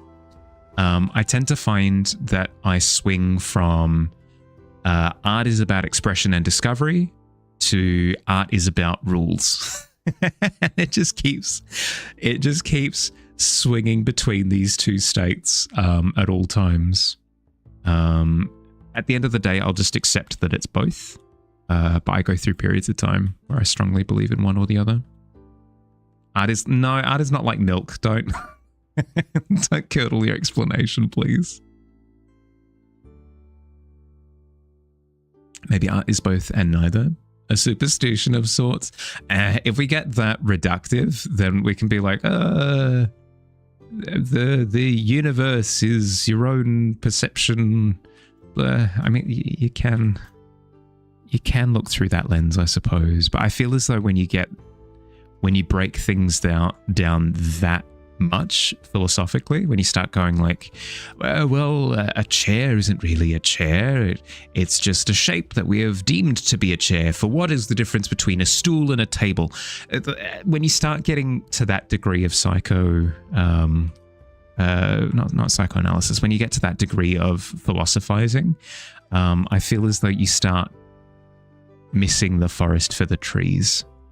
You start paying attention to the things that don't matter anymore. Obviously, what matters is subjective, but I like live your damn life, but I can't sit on it, for it is a tape. No, just sit on the damn table. Eat your Subway sandwich. Not superstition, superposition for sure. But even still.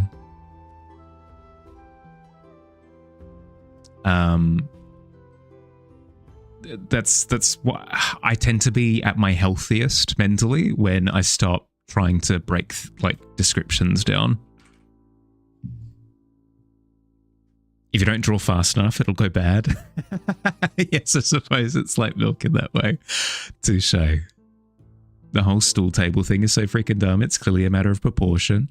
Yeah, but what about those really big public stools that are like similar to benches where lots of people can sit on them?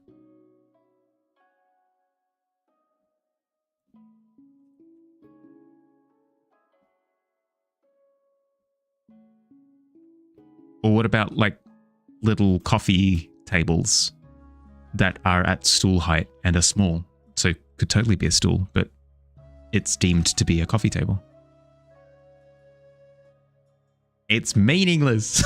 It's all meaningless. The end is nigh. See, that's where you start. The fabric of reality starts to crumble. Not about size. It's about how you use them. Exactly. It's like words. Words only have meaning because we deem that they are meaningful. The stool is a relation of some things to other things, i.e., what the light reaching your eyes means to you and their physical implications. So no, you're good. Bit of a firm structuralist. No, that's fair.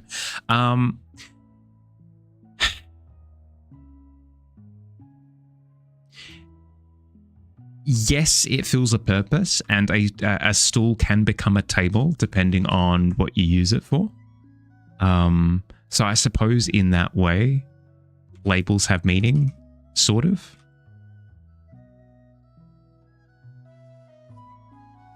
But I feel as though it's all very much so like just a socially agreed upon thing.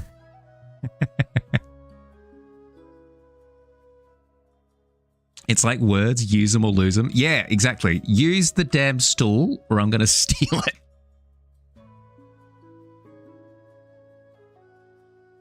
What is a stool? A small table for sitting? For a rose is just as sittable. Been lurking? No, you're fine. How you doing, homie? Structure's real, whether you accept it as real or not. Oh, no. When I say real or not real, I don't mean holograms. I mean in terms of meaning. Yes, there is a thing in front of you that has 4 legs and a surface on top. That is a constant. That's never up for question. It's what we deem its identity to be. That's the thing that's wibbly wobbly. Your tiny mind is melted. Sorry, Rainfall. Hey, how you doing? Welcome in. Not bad. Been working. This one shot the last few nights. Oh, how far through? How far through are you? Milk Blast the topic? Yeah, I reckon with a 16.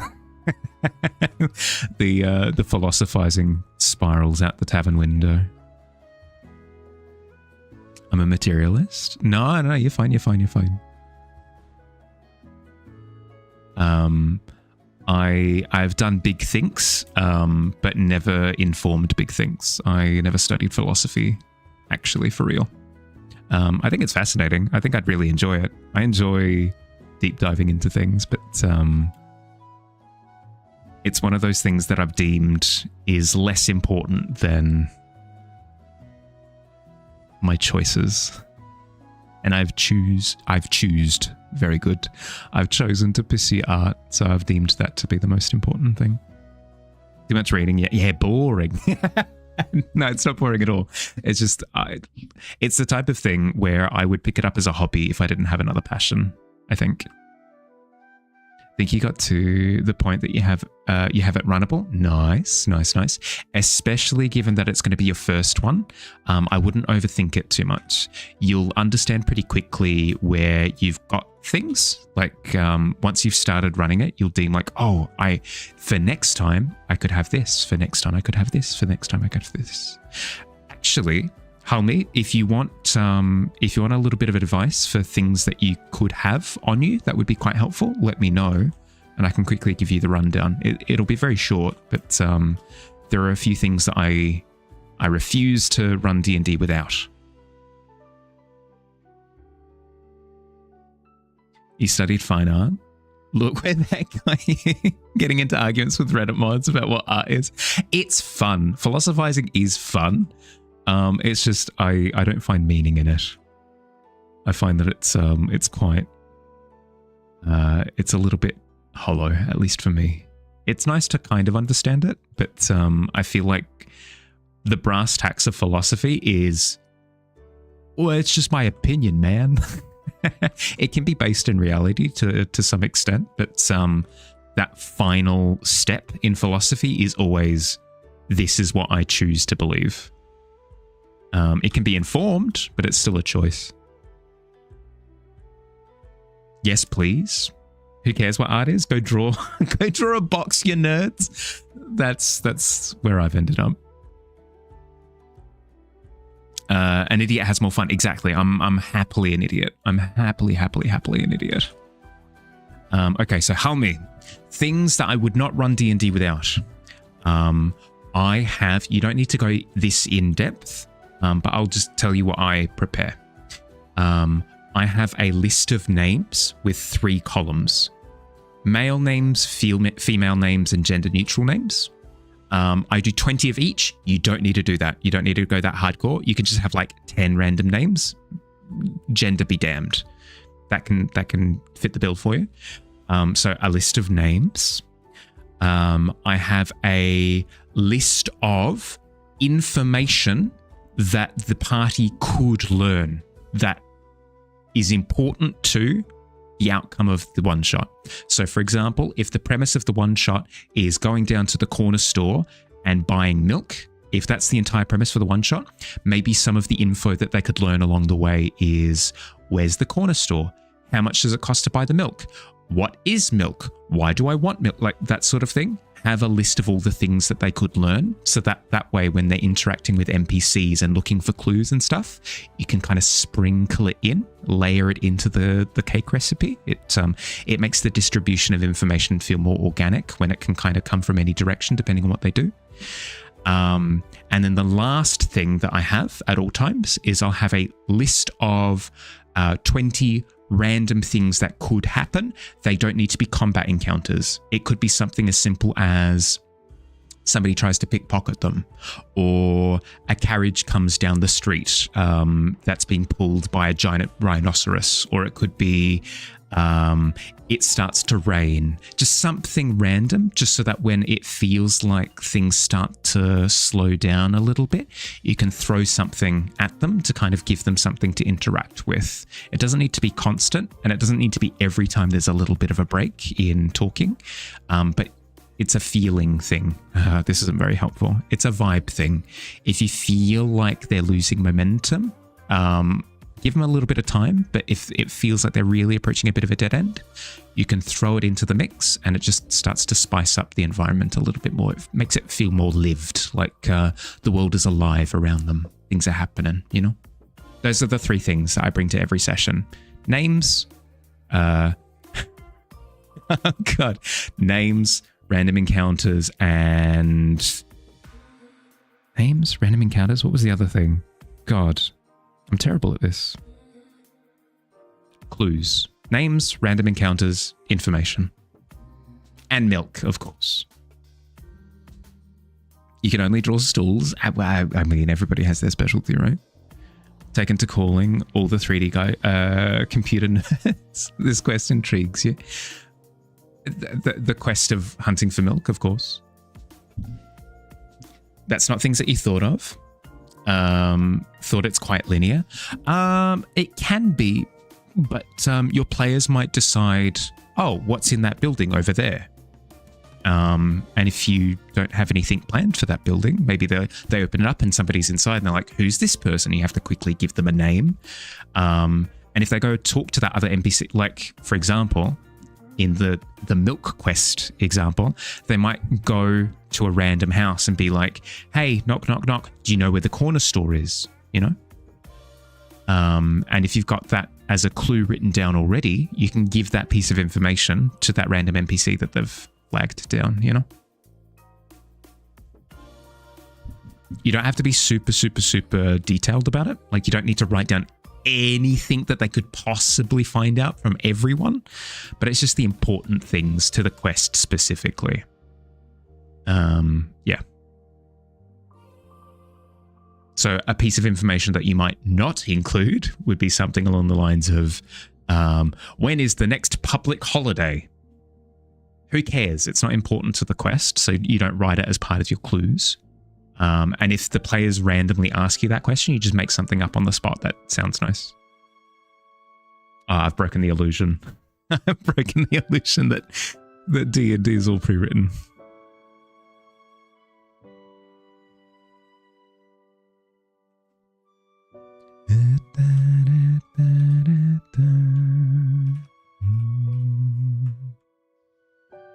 Always have an entire town full of characters named John to confuse you.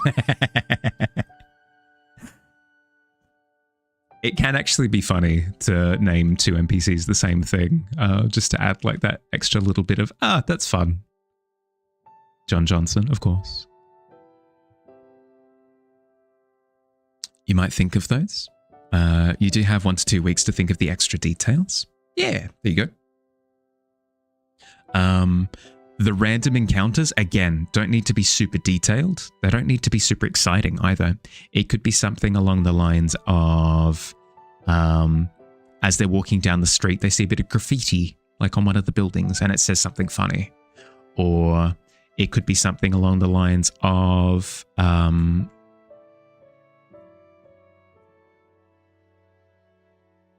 they see a shooting star, maybe if it's at night. Just like little things that spice it up a little bit, make it feel like things are happening beyond just the story, you know?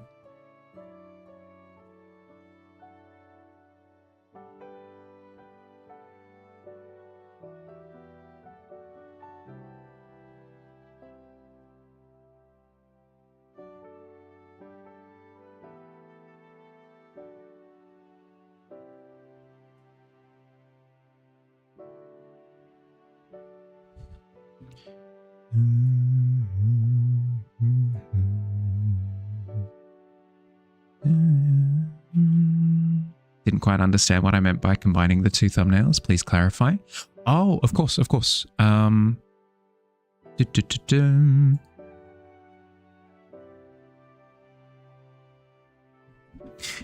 When I looked at these, because I'm trying to be a mean client for simulation purposes, I said that I really liked the shape of the landscape here in the background with like potentially waterfalls or something, because the silhouette kind of alludes to like downward shapes, but then I really liked the architectural detail in this one.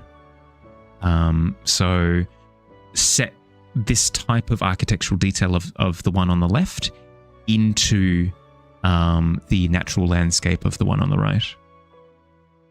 I'm only being mean for simulation. Well, I asked you, do you want me to be mean? Because this is practice for like working to a rubric, right? Well, not a rubric, to a specific set of criteria. Retrieve the person thing. Starts in a town. Then they have 2 encounters along the way to the cult compound. Traveling salesman, cult patrol. Then like 3 battles at the compound. Perfect then.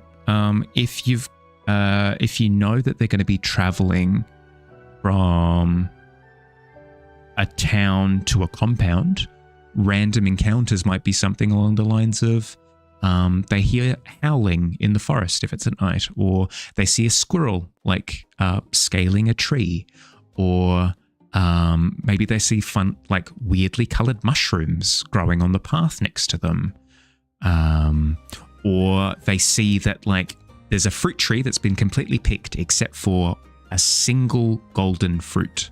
Just like interesting things like that, you know? Done the whole arc from traditional illustration painting through to digital high-end 3D game. 3D but full circle game.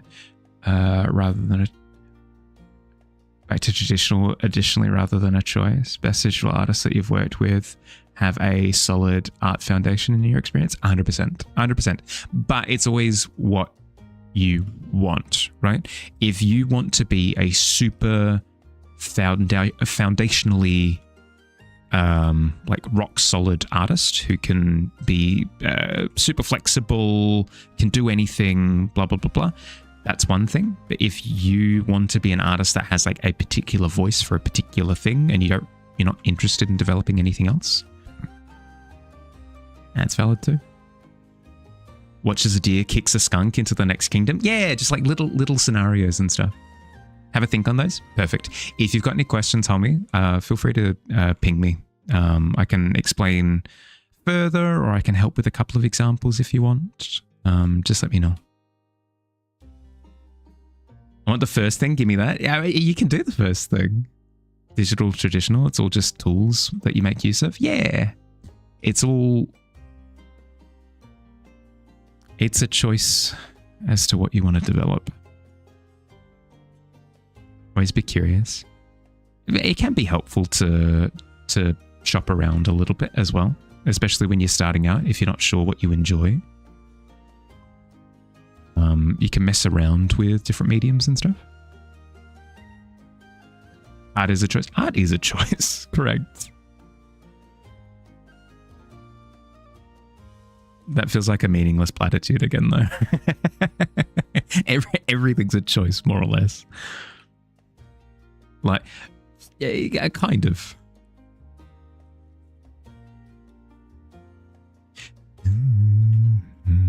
Ads in 1 minute. Thank you, Tavern.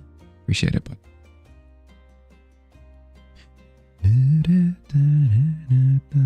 Hi, Lani. How you doing, bud? Welcome in.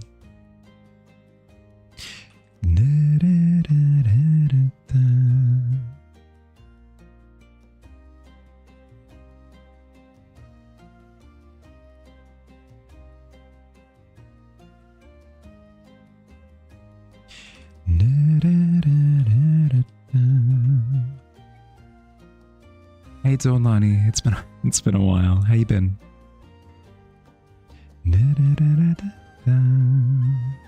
Eating is a choice, right? Question from your ADHD hyperfixation at a task. Eating is less so a choice.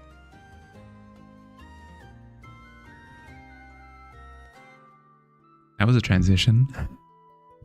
Hi, Regor. How you doing? Welcome in. You've been great. Been playing Baldur's Gate a lot. Hey, cool. How far through are you? I do need to take my break. Yeah, I know. I'm the same. If I'm doing a task that I'm super engrossed in, the thought of stopping and eating is the worst thing ever, but I promise you, it's a good time.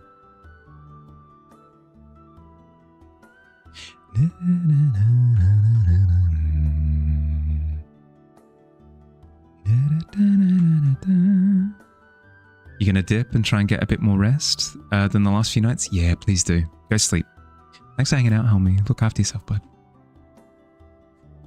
Speaking of rest, I need to take my break. It's been another hour, so I'm going to get up and do my stretches. I recommend that you do the same. Go grab a drink. Go grab a snack if you're hungry. I'm going to run 3 minutes of ads while I'm away, okay? Just so we don't have to deal with pre-rolls. I will see you soon. BRB.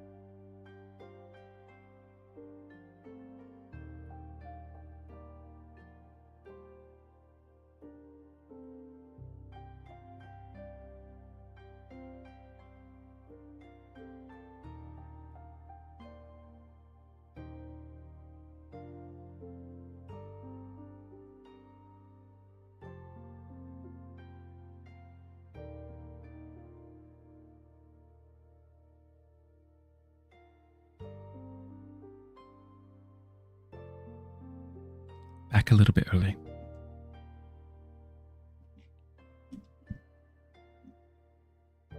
as a companion. I think that's fair. It doesn't necessarily need to be completely different options every time. I'm pretty happy with this frame as a zoom in. Hi, welcome back. I'm pretty happy with this frame as a zoom in. I think what I'll do is I'll zoom in one more time and do one more iteration that's just like a little bit closer than this. I'll do the same thing that I did at the start. So I'm going to save this as...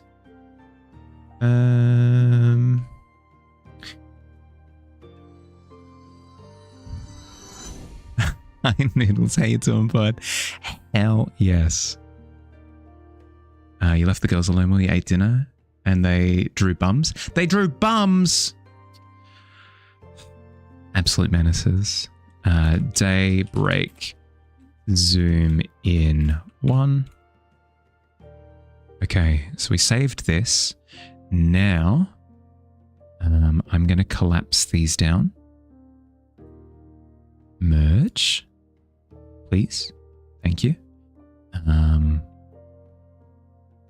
then going to select, wrong tool. There we go. Then going to select this, transform, zoom in again.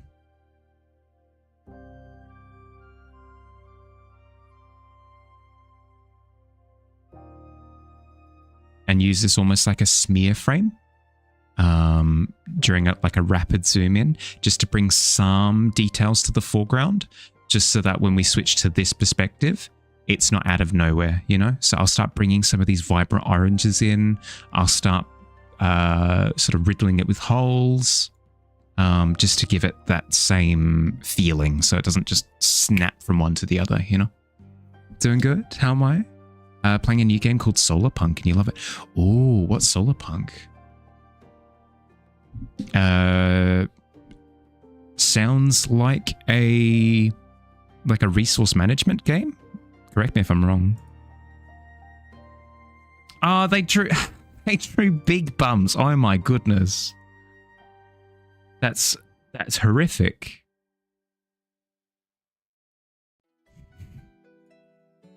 Kind of like how I'm going to make a career in audiobooks about bums.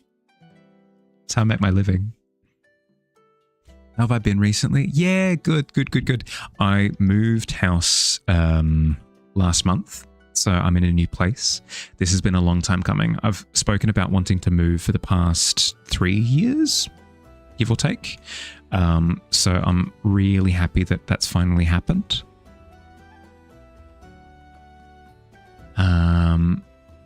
I attended my brother's wedding as a best man at the end of last month. Oh, good. A lot has happened.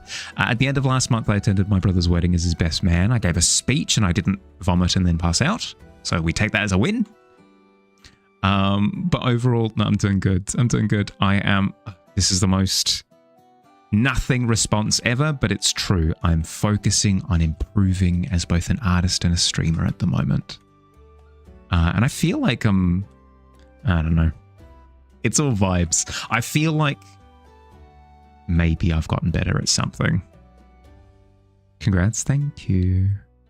Thank you. It's, yeah, it feels good to be in a place where I can sort of set up properly.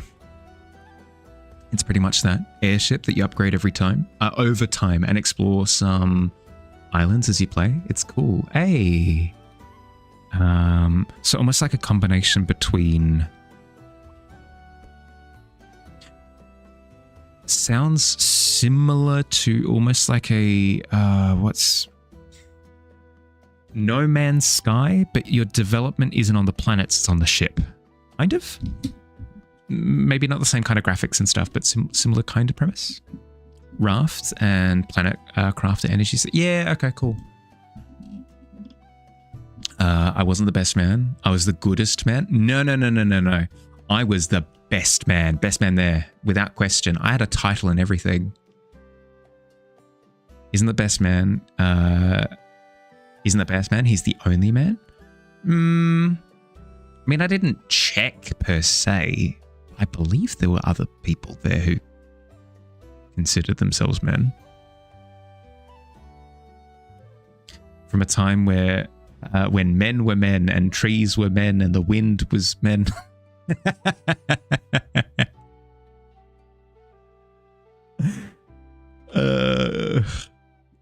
It was just a bunch of me wandering around lost in the wilderness, touching rocks and trees and going, "You're a man." They couldn't find me for a few hours. Sounds hot, sign me up. Oh, it was a good time.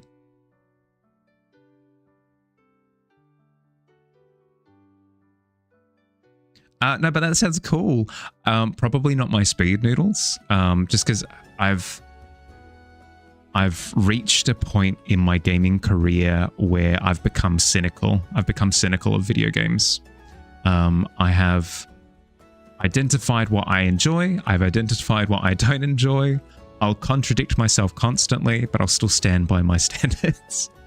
Like, for example, I'll say with confidence in my heart that I don't really enjoy survival games. I don't enjoy sort of like resource management, crafting survival games, but I really enjoyed Subnautica. Hypocrite. I know, I recognize it, but what can you do? I'm stubborn. His glasses broke, so his phone is up to his nose. Is it?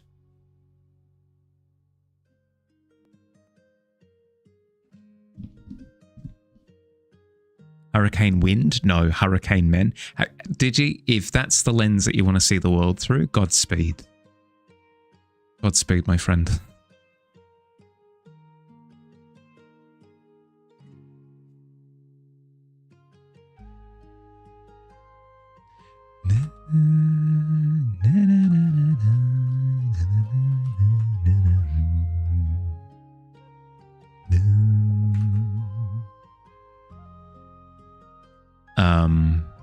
But yeah, as much as I was having, not a whinge, as much as I was poo-pooing on philosophizing earlier, I tend to find that the games that I enjoy the most nowadays are story-driven games that have a bit of mechanics to them.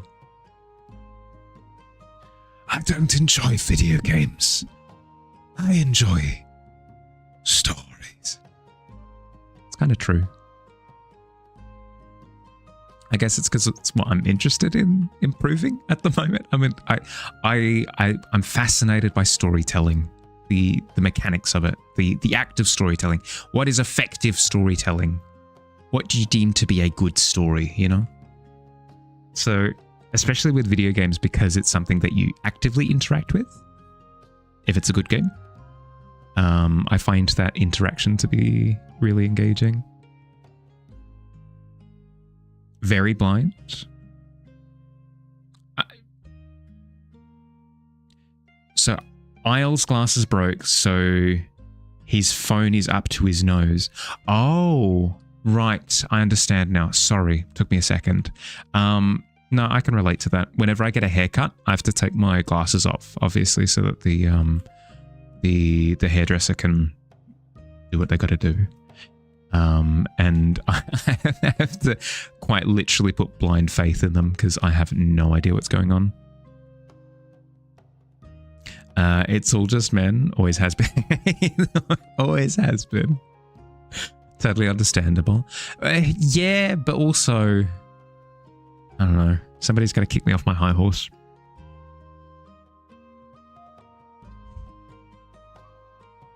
Holding it that close to see.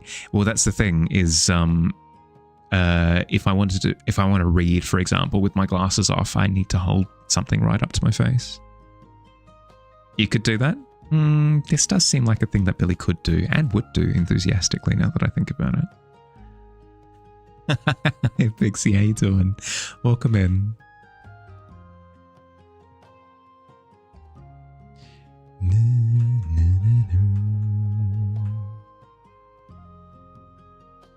Sat down after moving around for a bit. Now you feel sleepy. No, don't say that, because you're going to be like, Mahali, You said that moving around would make me feel better, and now I feel worse.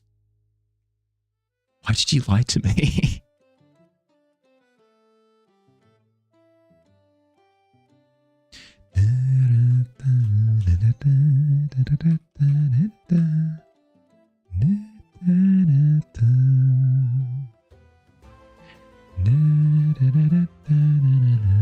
This is all my fault. How dare you? What? See, I preempted it and everything, and I couldn't dodge the bullet.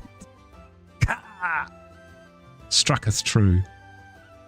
Hear from your lawyer. Yeah. I'm quite familiar with your lawyer at this point. Every second stream. Hi, Mahali, it's Noctua's lawyer again. Yeah, the usual. How dare I give good advice? Wow. Good advice is subjective, as I keep going to understand. Mahali, you said drink water, and I suffocated on my water, and I've sustained lung damage. What say you to that? You got me. I've been got.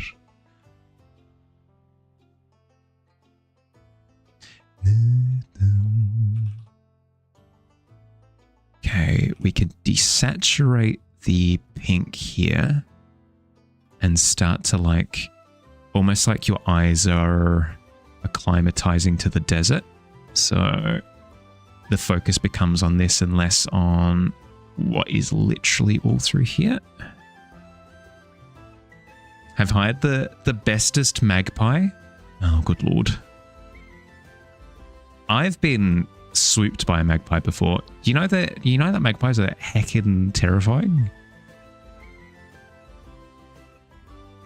Here's the thing. People will say, but Mahali, that's because you were in their territory. They don't have any signs. Like, don't step in here or I will swoop you.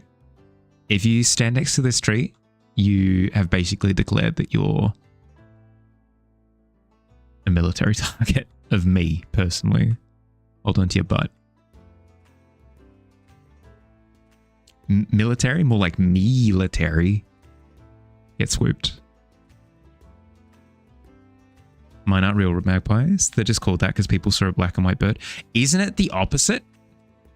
Aren't the little black and white ones the not real ones? I thought the big ones were real. Talking about European magpies. Yeah, okay. What are Australian magpies then? Google. Australian magpie. To Wikipedia. Oh, okay, so right. I know that it will be, but it always catches me off guard. The Australian magpie, Gymnorhina tibes, whatever, is a black and white passerine bird native to Australia and southern New Guinea and introduced to New Zealand. Fijian island of Tavanui. Tavuni? Although once considered to be 3 separate species, it is now considered to be 1, with 9 recognized subspecies, a member of the Artemidae. Oh, it's a type of art. The Australian magpie is placed in its own genus and is most closely related to the black butcherbird. It is not closely related to Eurasian magpie, which is a corvid. Is there a section in the Wikipedia that is just controversies?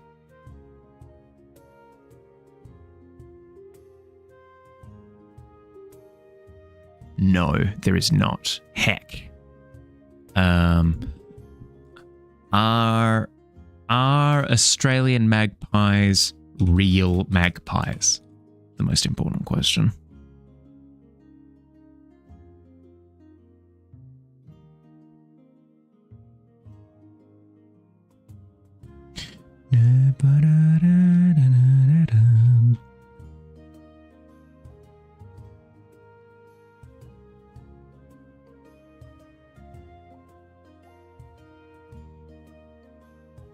Right, so the Eurasian magpie is a corvid, which is related to crows, and that is what an actual magpie is.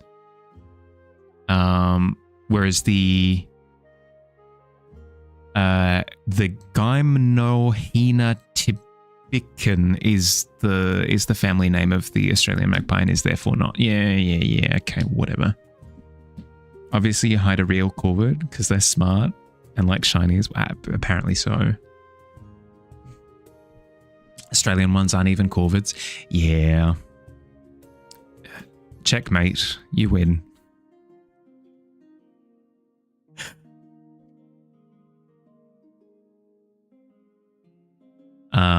Next time I go outside and I get swooped, I'll yell out, "You can't swoop me, you're not even real."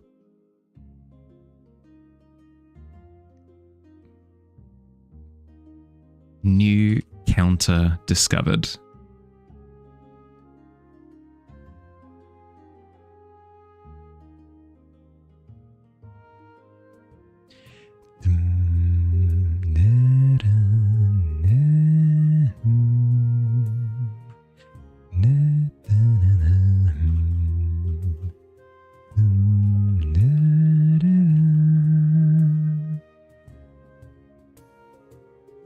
Your magpie lawyer does have an Aussie magpie for Marcel.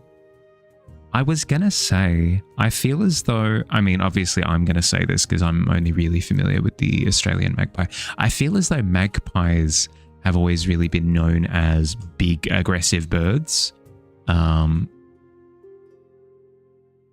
The Eurasian magpie does not fit the bill whatsoever. It's a really weird thought.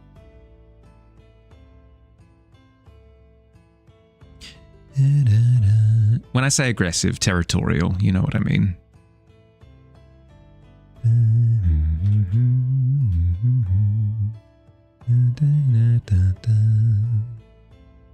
Okay, just going in and adding little details now. That way we can have the hard zoom into, as I said, hard zoom into the desert here, and it doesn't feel brain shattering, because at the moment, up until now, it's always been we start here, we zoom a little bit, and then we end up here, and that's a little bit jarring. Now that we have done this zoom, actually, let's save this as zoom 2, just before I forget, and just automatically save and save over it. I mean, it is on its own layer still, but even still. That's because I only knew of the wrong magpie. Well, now I know. Today I learned.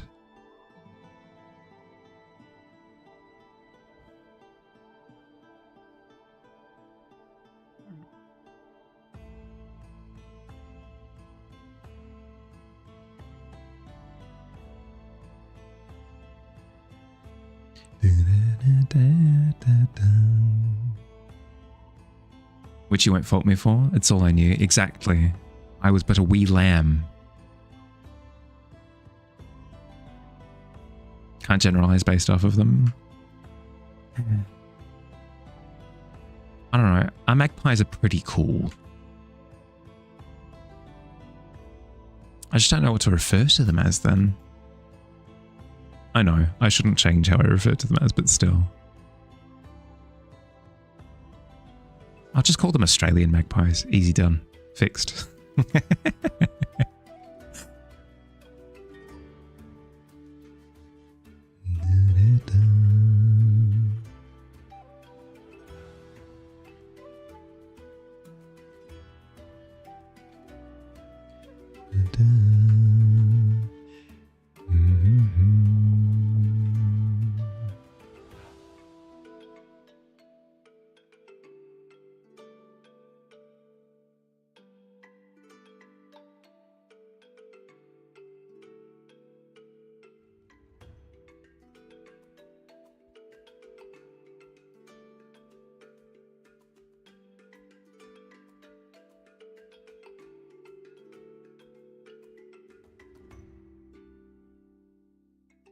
Okay, time to add the little speckles all over the place.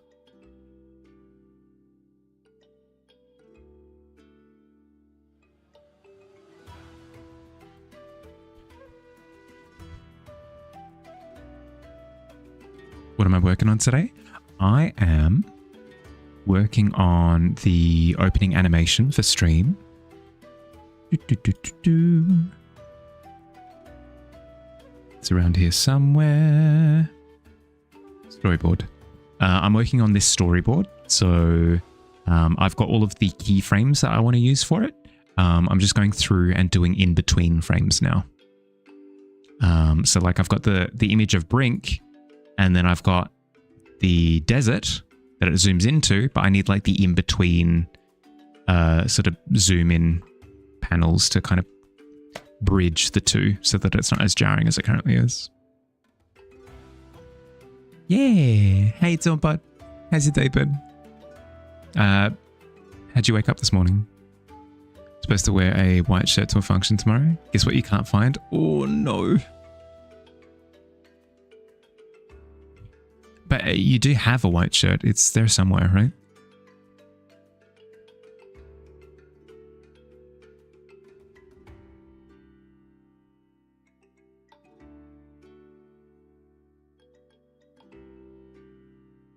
Probably.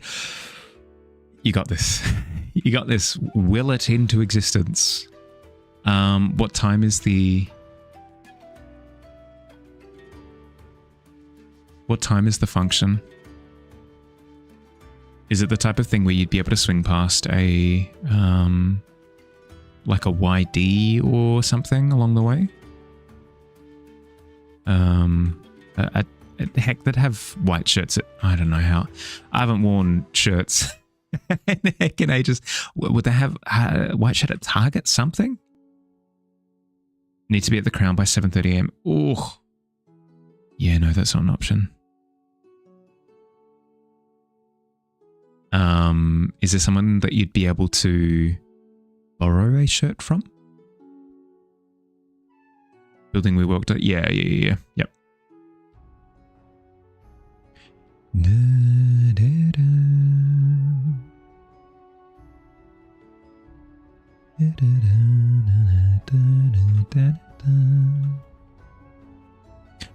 But yeah, is there someone that you can borrow a shirt from, either in household or somebody at work, that you'd be able to be like, hey, can you bring a second white shirt?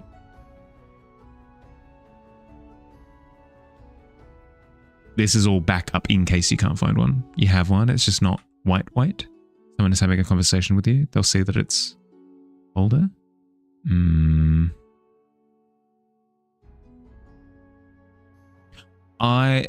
Here's the thing. You'll know better than I will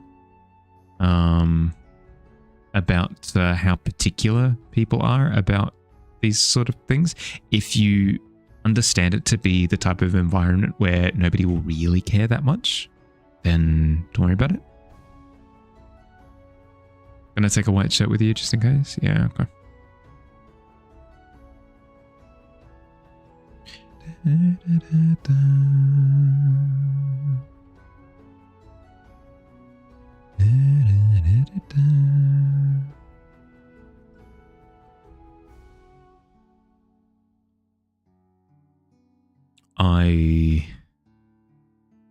I do not envy. I do not envy. You got this though.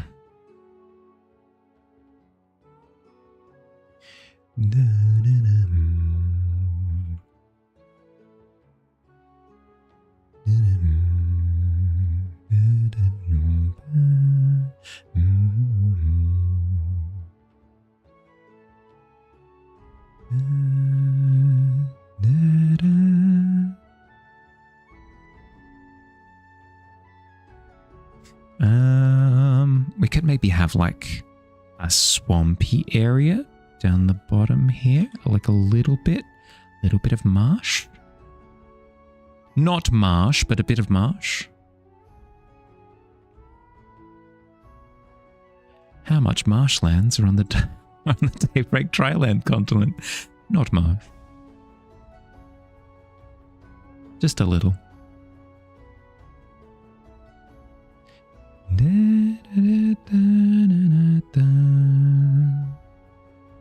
No, don't mind me. I'm tired. I can get away with whatever.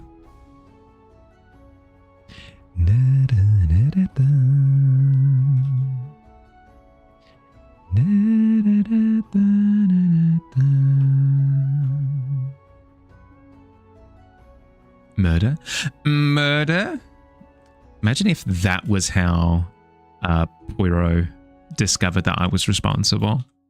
I'm tired. I can kill a man with a silver gun, a small revolver in my breast pocket. I could do that if I wanted to. At 7:30 p.m. last night, in the furthest back carriage of the train. Like, I could do that if I wanted to. I'm crazy. I can do whatever I like. I'm tired. I'm sleepy.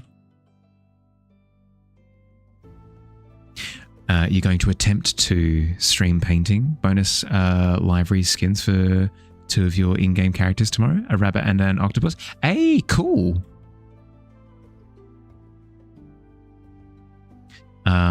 Good idea. Especially if you're wanting motivation. I tend to find that streaming the process tends to help you stay accountable.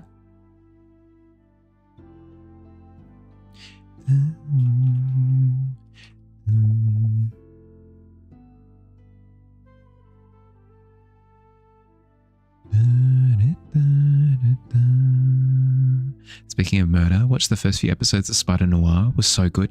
Yeah, well, Billy's been saying, because he's up to episode, I want to say 6 at this before, 6 something. He's up to episode something at the moment, and he's been saying how he's been enjoying it. I'm a fan of Nicolas Cage, so it's something that I will. And so far, I thought so. Something low even number. I'm a fan of Nicolas Cage's previous work, so I will enjoy it. It's just a case of getting around to watching it. So cinematic. I've heard. Important question. Watching it in black and white or color? Have I seen Raising Arizona? No. Is that a Nicolas Cage movie? They were prizes for 2 streamers who were first and second in a streamer racing event a few weeks ago. Hey, cool. You did black and white? Nice. Looking forward to Noir for sure. Haven't had a chance yet. Yeah, that's what I'm struggling with at the moment, is finding time in my day for anything. Anything other than losing at Pokemon. I can always find time in the day for that. Easy. So sleepy. Gotta get to sleep. 2... I can fit in 2 lost games, I think. Black and white just feels right for it. Yeah, I think it'll be how I watch it. I saw a whole bunch of people upset over the fact that they filmed it in black and white, which I found to be bananas. The thought of being upset at the choice of being able to watch one version or the other, something, it's so, what was the word? It's so pretentious. Ugh, I can't believe they would film something in black and white. My guy, it's a period, like it's a pseudo period piece. There's a tiny bit of color bleed. I mean, even regardless, even if it's like fully black and white, I wouldn't see there being any problem with it at all. It was German speaking only, as founders arranged it. Hey, cool. Raising Arizona is an early Nick Cage film. Think it's Coen Brothers too. It's 10 out of 10. I'll add it to the list. It's a big list. It's a very big list at this point. Tiny tints of blue and orange. Takes time to ignore the color in it. Ignore the color in it? I think that's kind of cool. It's a way of leaning into the like the period of time, but sort of altering it a little bit in a way that wouldn't have been possible.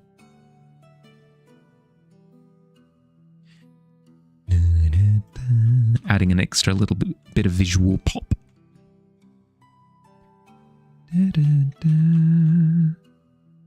Never notice any color. Billy's going crazy.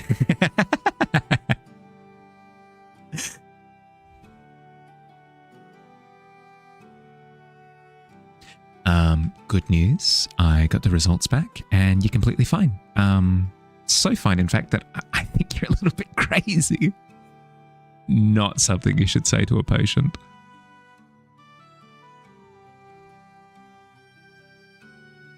You don't have a cold. You're probably fine. Don't worry about it.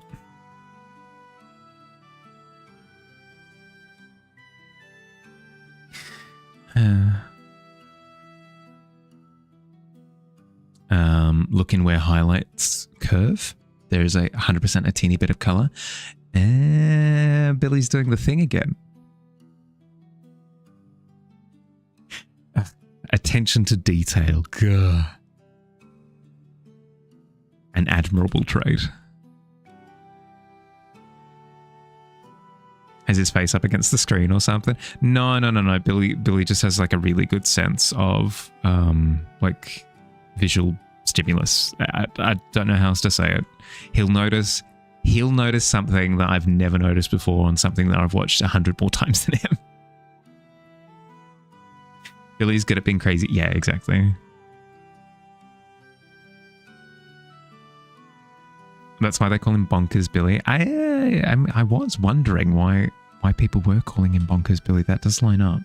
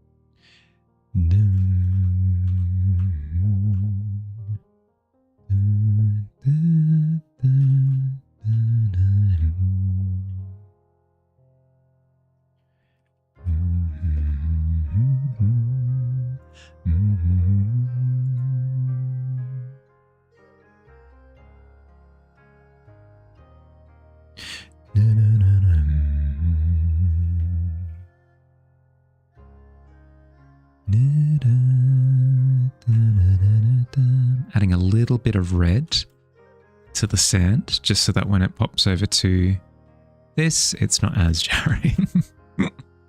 Feels like the thing I'm constantly saying, but it is true.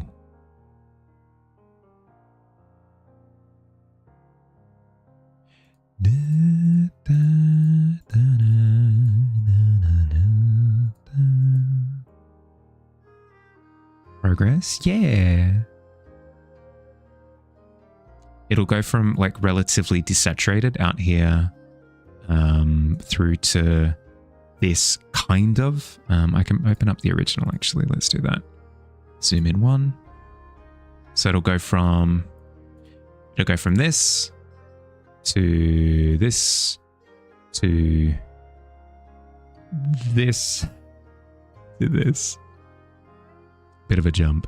That's still a bit of a jump, but I suppose the idea would be we do rapid zoom in from here to here to here to here, sorry. And then it like almost impact frame freezes on here, and then it slow zooms into the sinkhole. If anything, these in-between frames are just going to be used as smears, basically, where their only purpose is really to just be in between. If anything, I can rough up this version a little bit intentionally to add to that feeling of like rapid zoom.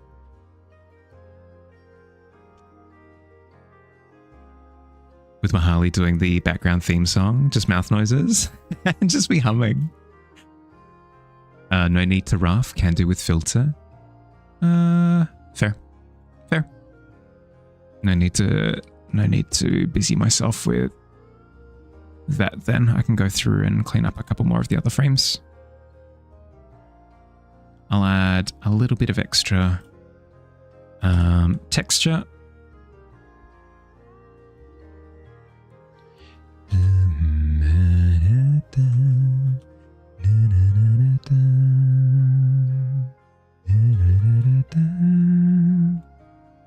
Keep detail rather than kill it. Yeah, no, fair point. Something that tastes like victory. Are you attempting to win something at the moment, Howard?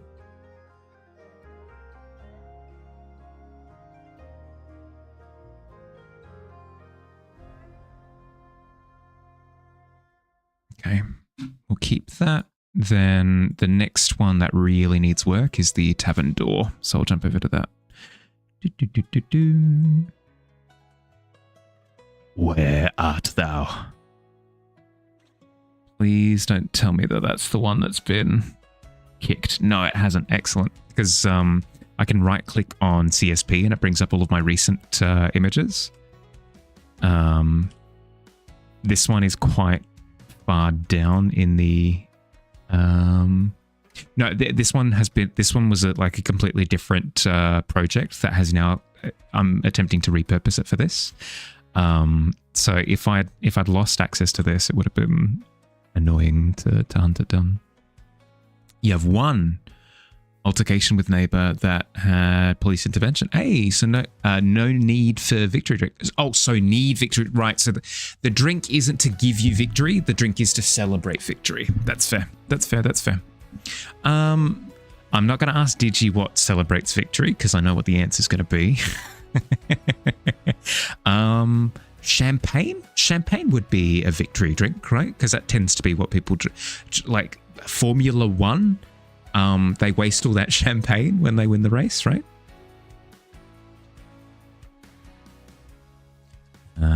Okay, based off of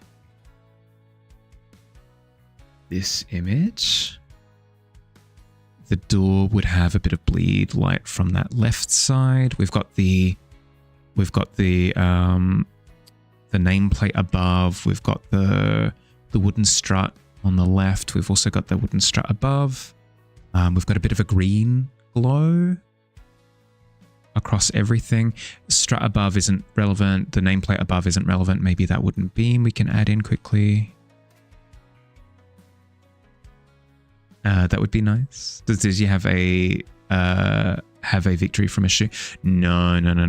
Digi celebrates and mourns everything with milk at the moment is the problem. Yeah, see. Speak of the devil. Look what you did. I know.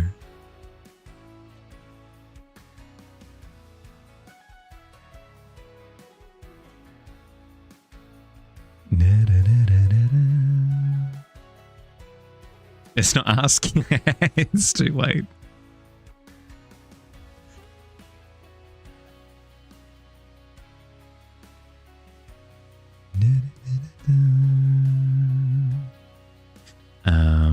That shadow wouldn't exist like that because of the influence of the light from the sides. So we'll bring this highlight all the way up. Sort of just puddles at their feet. Yep.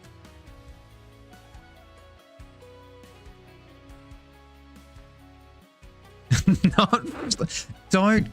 I dub thee law milk.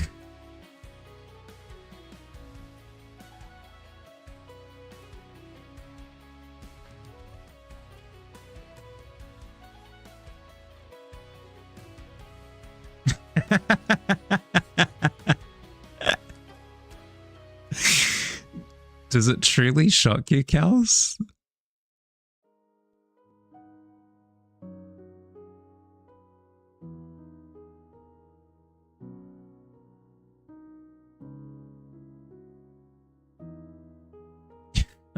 Of course I've tried my milk. I'm the milkmaid. Hands on hips. No, I don't think he tasted the milk on the floor. I think he just meant in general from the milk blast. Did you know in Canada you can get milk in a bag? Yeah, apparently that's a thing that's you get in a few different places, not just Canada. I can't remember any off the top of my head, but yeah, no, apparently that was more a thing back in the day. Sort of harken back to like daily milk deliveries, you know?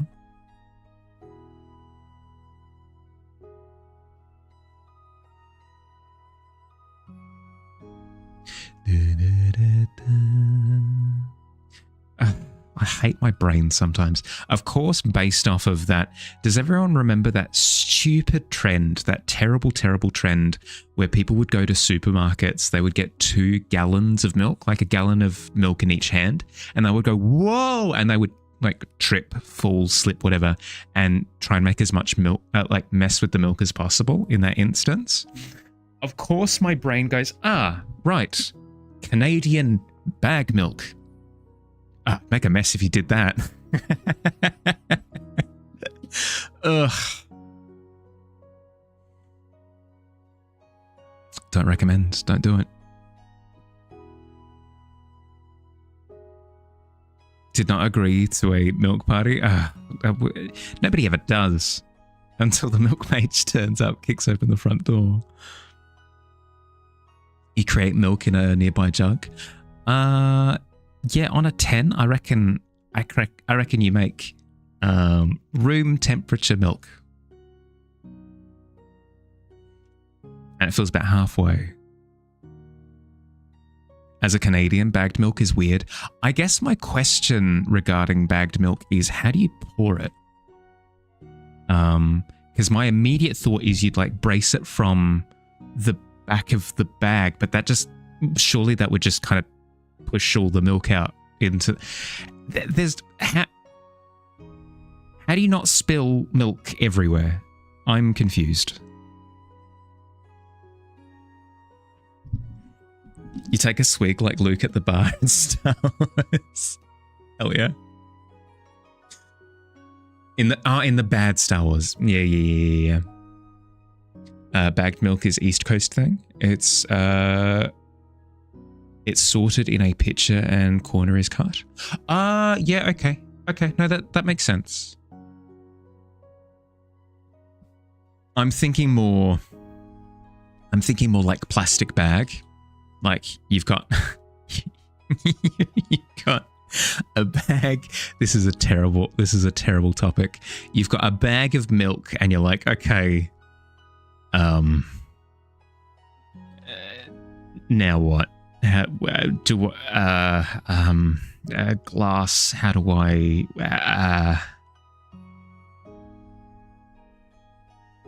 believe those specific jugs that they keep it in? Makes sense. They're Canadian, not monsters. Which is why I was seeking clarification. You did some research as you couldn't understand, as I clearly am failing to at the moment, yeah.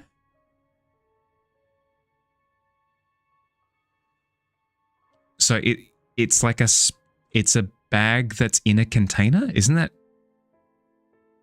a bit redundant? Why not just have it in the container? Hi Mal, how you doing, bud? Welcome in.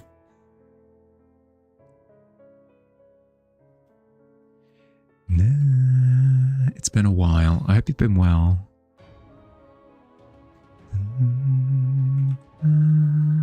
Bag and container, yeah. Why? Sorry, I shouldn't let it get to me. But what? Why not just milk in container? Western Canadian, and you side eye the East in their choices. Here's the thing. I'm down to understand. I wish to know. I'm not judging with hate in my heart. I judge due to my lack of understanding.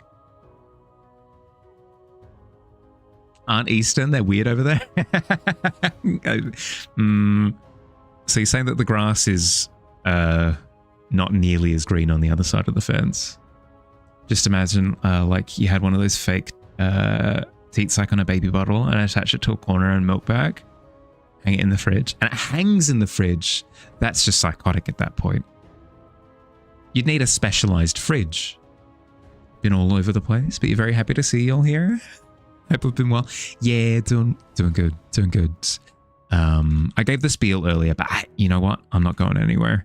I moved house recently, last month, which has been a long time coming. I've spoken about wanting to for the past 3 years, and it finally happened.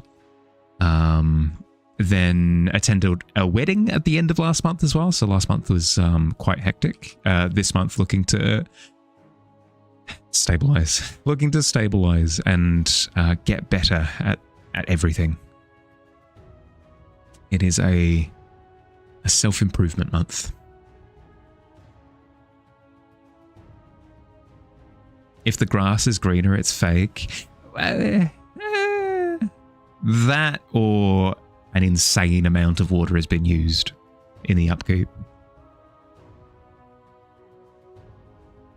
Hope the new house is treating me well. Yeah, it is. It is. It is. Bit smaller than the previous place. Completely fine though, because if anything, I appreciate smaller living areas. I don't understand people who get like massive places to live because I just the thought of I forgot my brush in the other room and having to trek for like 20 minutes. No, I'm good. I'm good. I want it to be right next to me at all times. Specifically a brush, I guess. I don't know. That's what came to mind. But yes, in terms of the place itself, no, it's treating me very well. But then also, it's my first time living by myself, actually for real. I've had housemates up until now, and it's a good feeling. It's a very good feeling. I jokingly refer to myself as a hermit, but it's kind of true. I flourish when I'm sort of self-reliant. How does a lot of bags of milk get transported en masse without bursting? Well, that's where I think, correct me if I'm wrong, I think that's where the container comes into play, where you've got the bag in the container, and then that's how it's stacked and distributed and stored and stuff. The bag is just an ancillary thing that just sort of exists in the container. I don't know why. I got this. Very glad to see me when I thrive. Yeah, that's the thing, right? Is exciting times ahead of us, and then hopefully that also leads to more exciting streams as well. That's on the docket. We'll see how it plays out, but I have a few plans. I've alluded to some. I can talk about them openly. There ain't no rules that I'm breaking. I'm planning on a few things. One, I'm planning on doing some like traditional physical media streams. I've got a second desk that I haven't set up at all yet, but that's the plan, either this year or next. I'm also planning on doing some IRL stuff, which would be quite fun as well. So doubled the packaging, hence my confusion. Having worked in the cinemas before, soft drink syrup is in thick bags in cardboard boxes. Imagine that to be the case. I suppose it's a way of keeping it contained without having to, because that's what they do with cartons, right? Is that they seal the interior with either like a beeswax product or something to make sure that it doesn't leak. I suppose it's just another way of doing that. I guess. Noticed Costco, possibly Starbucks, does this also, but not in any shops as far as you know in the UK. But yeah, why? It's not that different now that I think about it. New Age Mahali content, very excited. Yeah, that's the plan. The first step is next week. Is this the first time I'm going to... Yeah, I suppose this is the first time I'm announcing it. Next week, I am going to start trialing 5-hour streams. My intention is to eventually get up to 6-hour streams over the next couple of months. But we're starting with 5-hour streams next week. I'll be starting earlier. So if you take my schedule down below stream and just chuck an extra hour onto the front, that'll be the new routine. Yeah, we'll see how we go. It'll be a trial reason. It'll be a trial run for a reason, so that I can kind of see how it feels. There's no point in me implementing it and then burning out immediately. So it'll be a little bit volatile for a little while, maybe. But beyond that test period, I imagine it stabilizing pretty quick. I can tell that I'm tired. The constant ums and ahs.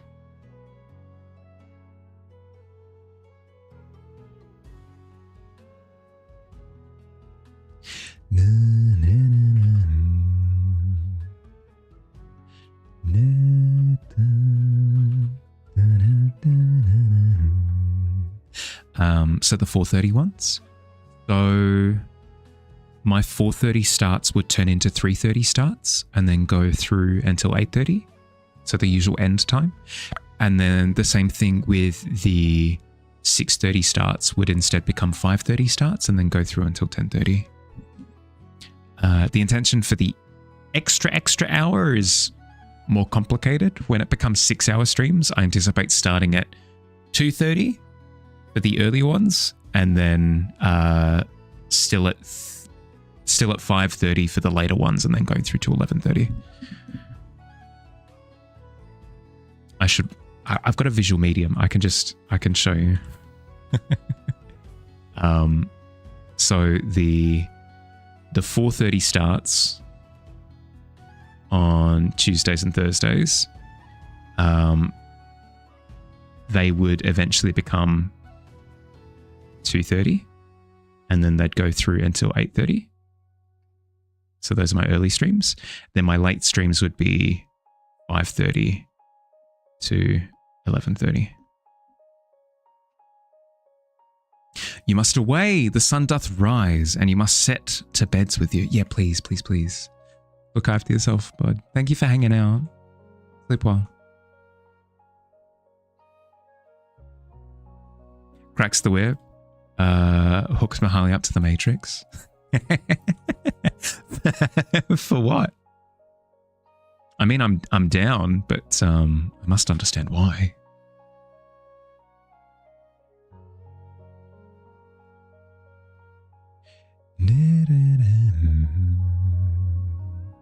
The drink of victory that you had was lemonade. Nice. I can't have lemonade, but I recognize the victorious nature of it. Endless streams. Ah, I see. Endless streams. Wait, what? Endless streams? Since when?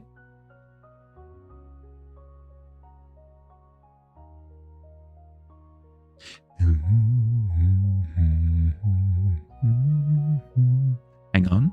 For what?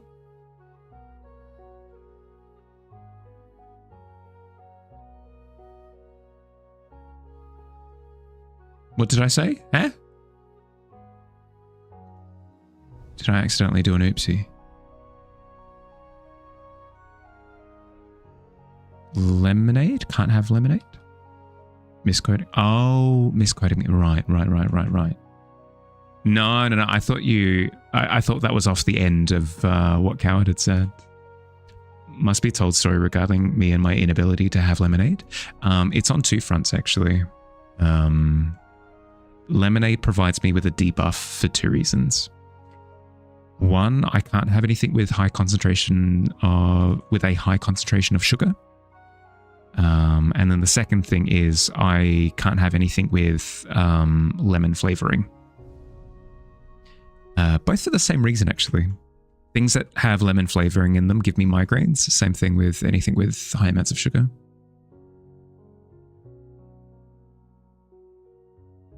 It makes dieting easier, but it means that I can't have things like cordial, jelly, candy, syrupy anything, soft drinks.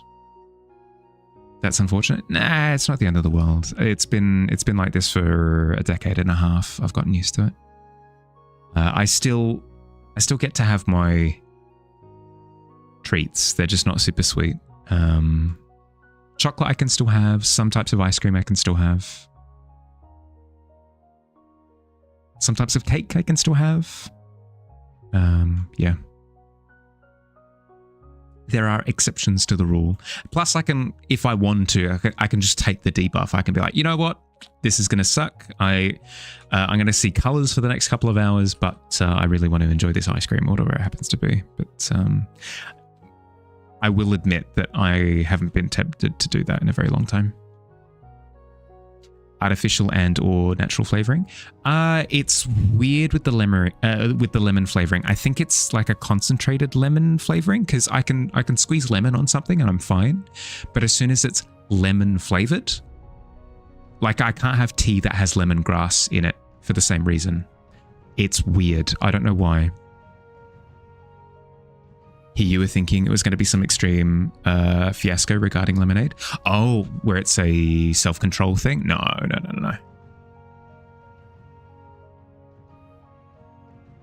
I can just take the debuff, said every lactose intolerant person. Yeah, no, I am lactose intolerant and I will happily jump on the grade there. But tasty burger?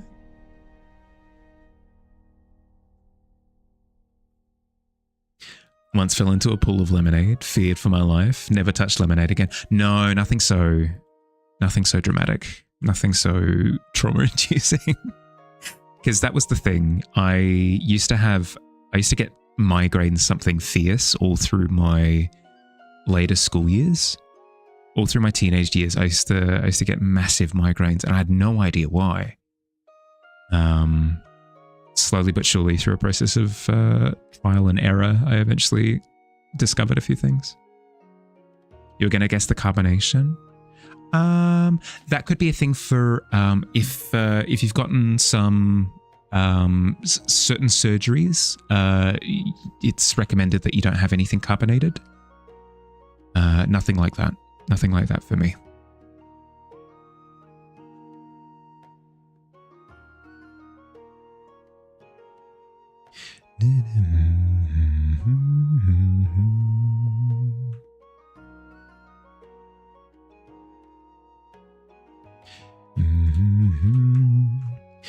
In actuality, though,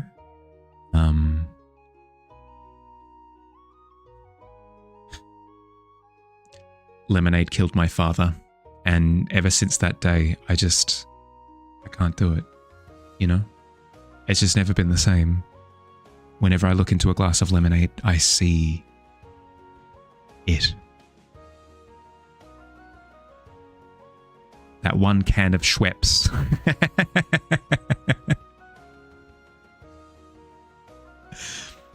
Your medical condition suggests that you should not consume any of your favorite foods/drinks. Yeah. It's something that you can learn to do. Like, I used to be quite a sweet tooth, but ever since I've adapted, my palate has changed quite considerably. I see death himself. I look into that glass and I see the Reaper standing there, silently daunting me with scythe.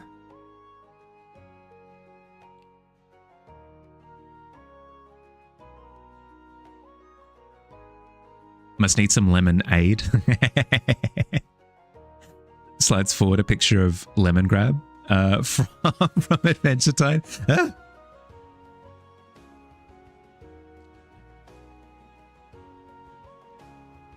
Your lack of consumption of lemons is unacceptable.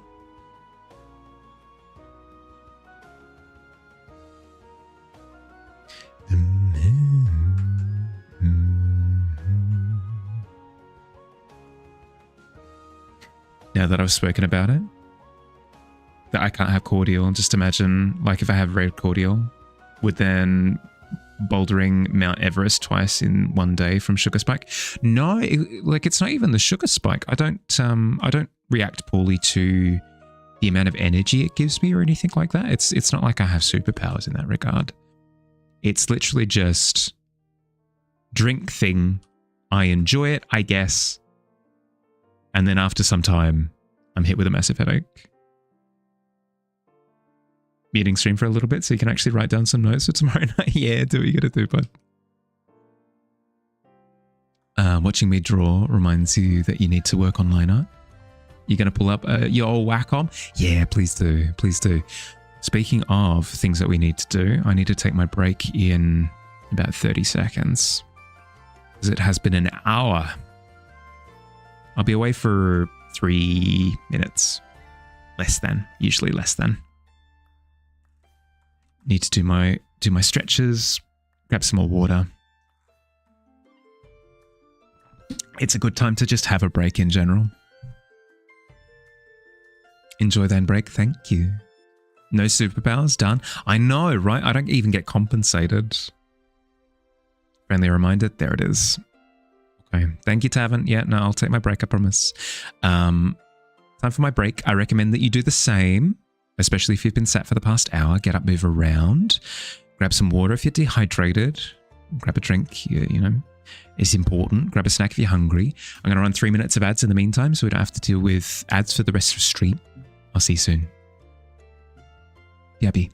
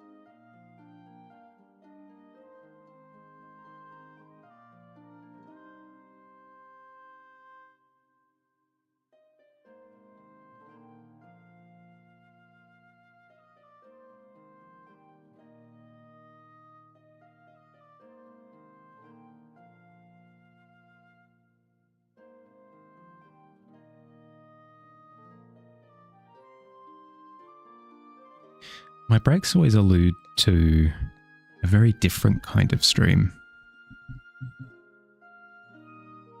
Just imagining if I left my camera on at a different angle, just cuts to me doing yoga poses for 3 minutes. The side stream, the yoga stream.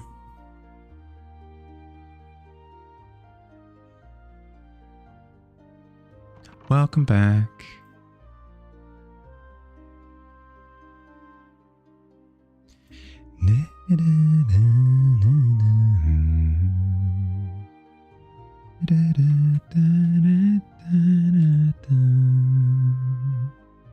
Doing push-ups for 3 minutes or a plank? No, because it's not even like it's not a staying active thing. It's a stretching so that I don't cramp. Because I've had in the past where my legs have cramped or my lower back has seized or my shoulders get uncomfortable or my neck seizes at a particular angle or something. If I spend hours and hours and hours not moving, so it's a way of getting a bit of movement into me. It's less to do with the fitness of it all.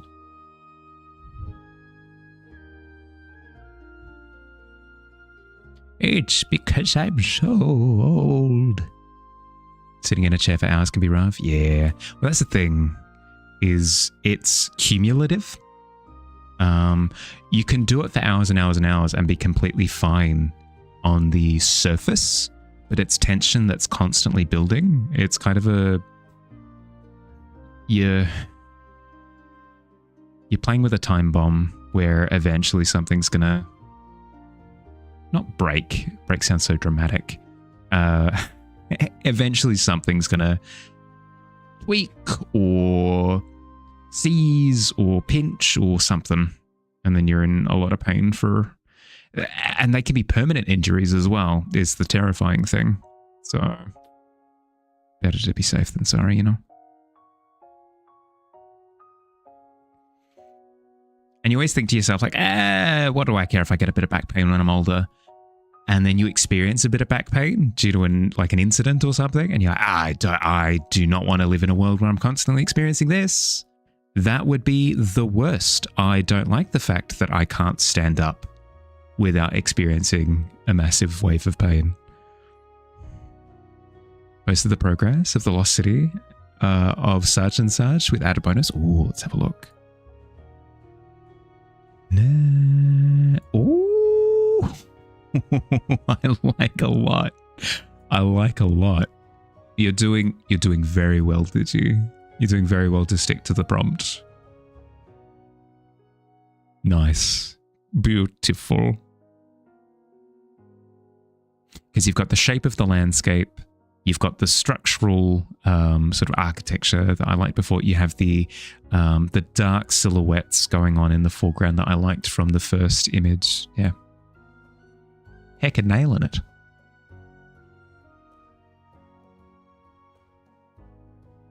Do I know who that is? Is that not the Prophet character from the Sun Prophet? Light Prophet, technically. Unless you're going to say it's the Milkmaid. Yeah, there it is. Should take into account that your posture looks like a curled up snake right now. So you're stretching as you type. Yeah, good. I do find that being on camera, especially with the longer camera now, I'm more conscious of how hunched I am. And it's leading to good habits. It's a disastrous side effect. With his trusty goat familiar, that's amazing. The Milkmaid has a goat familiar. That actually makes me so happy.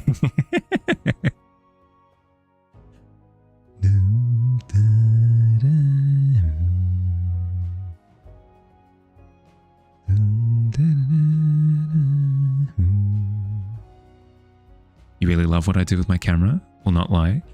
In the traditional sense or the dramatic sense? I mean, I do a bit with my camera.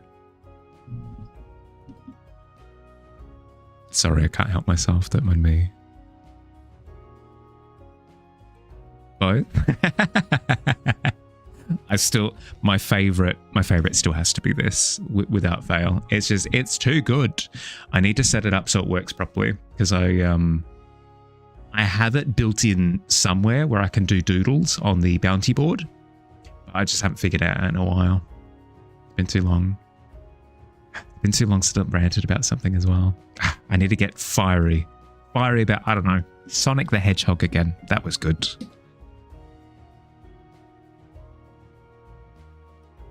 What on earth is this? It's the Tavern.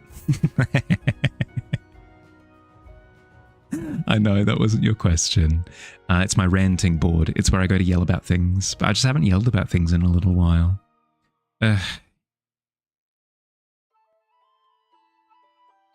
Love when people are confused at an old feature that they haven't seen yet, right?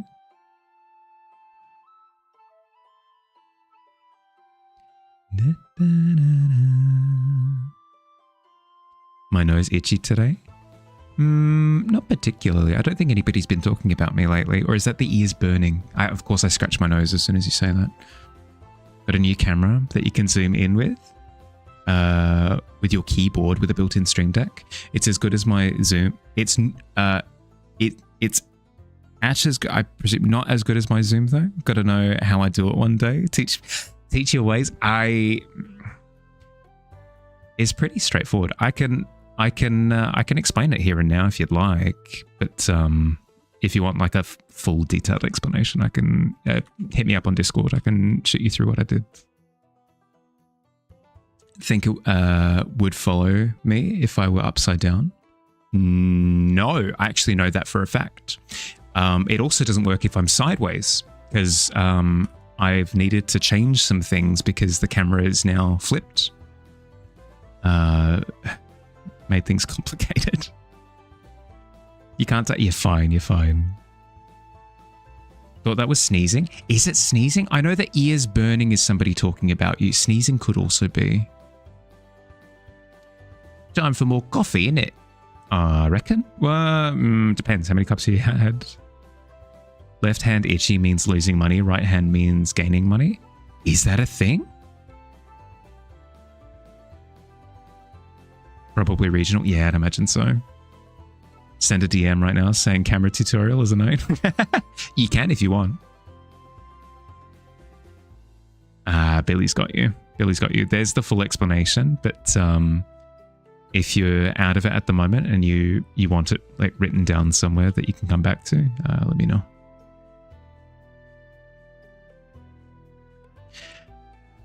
Just the one, my liege. Just the one coffee? Yeah, okay. A couple isn't too bad. What kind of coffees are they? If they're straight black coffees, then maybe just the two. Any more than that, it can become problematic. Either we don't have an equivalent in Denmark or you've forgotten what it is. Espresso. Oh, God. Yeah, no, just the two is fine. Good Lord. Need to look it up. I mean, it's fun. I'm the type of person who will, on the one hand, say, I don't really believe in superstitions. I think superstitions are a little bit like, they're not for me. I'll say it that way. But then on the other hand, I will fill a D&D campaign to the brim with superstitions. Because they're fun. They're so flavorful.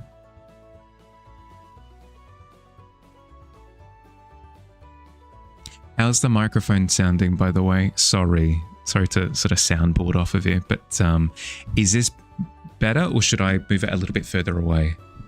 Is this primo? If I have the microphone over here, is this primo? Is this best quality microphone you've ever heard? Or does it need to be a little bit closer? Unfortunately, getting addicted to it. It's taken a long time, but you're drinking it daily now. Daily can be fine. It's just too many in a day is the problem.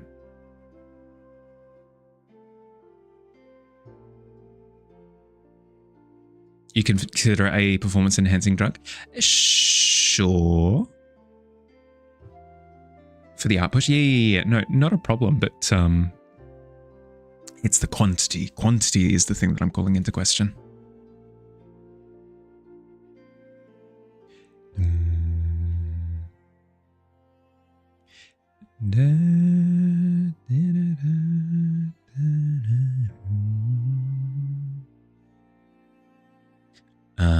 But yes, if I sound too far away now, let me know and I can move my microphone back. It's something that I'm conscious of now because I've noticed it. I've gone back through VODs and I've realized that my microphone is too close to my mouth usually.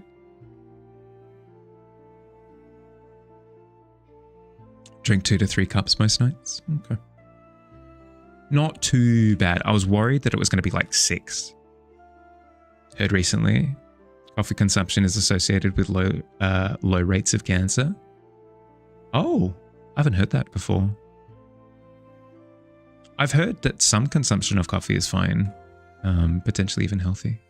Hi, Bestow. How you doing? Played D&D with friends a few weeks back. Hey, cool. Was it a pre-made game? As in, like, was it run out of a book, or did your friend homebrew it? Ride the caffeine scooter to somewhere? All aboard, toot toot.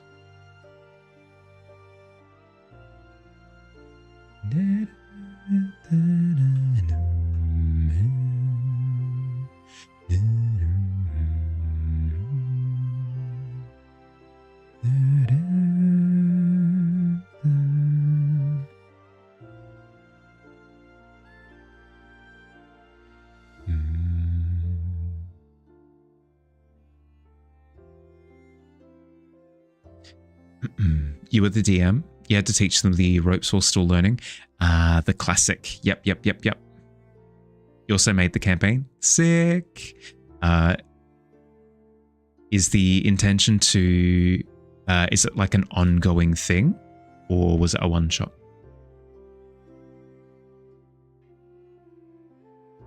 Caffeine, your constant companion on your journey.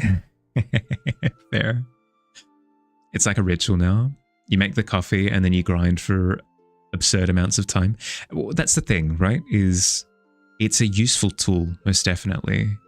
But overconsumption of coffee can lead to things like the shakes, which won't help with your art, will lead to spikes in anxiety, which won't help with your art. Not to like doom say too much, but there are downsides that you should maybe take into account.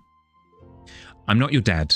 I'm absolutely not. So take everything that I say with a massive heap of salt. But I fear for you. It's so dramatic. I fear for you, my son. I'm concerned that it could lead to unhealthiness, but you're also an adult, so you can do what you want. You'll do it more often when you're not all busy. Yeah, that's fair. That's fair. Too much salt is also bad for you. Just don't listen to... Yeah, exactly. Don't listen to me. But I do have an opinion. Too much salt is also bad for you. So just be careful with how many online video games you play. Got him! Works every time. If you have 3, you usually end up really shaky and it's no longer productive. Yep. Ooh, luck boost of a 20. That's a luck boost and a half. Hell yeah. Too much will get you hyper-stimulated. Always seems like a good idea until after. Yeah, that's the problem, right? Hopping on Sea of Thieves and drinking the sea. No, don't do it. Huge good luck boost. Yeah. Huge. Did you? Aren't you? Well, no. You're an adult. I was gonna say, don't take on too much, okay? But as long as you're cool, you have a look at the quest. Grissa the Sea Otter is wanting fresh jam. Another jam one for you. Isn't this the 3rd one? They need more food produce. Variety. Choose at least one challenge. Style. Art Nouveau. Art Nouveau jam? Wait a second. Art Nouveau jam. There's almost like an advert for it. Sorry. Technique. Have parts of the image fading away, or detail, add something to it from the pit. That'd be 3 jams, you'll pass. That's fair. That's yours? Well, Pixie, you ready? It's going to be released back into the wild. Grab it quick. Did they repeat? I mean, this one's the same one as it was before. It's been reposted. Jam Nouveau. Art Jam. I mean...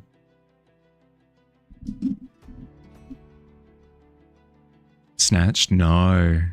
Not snatched.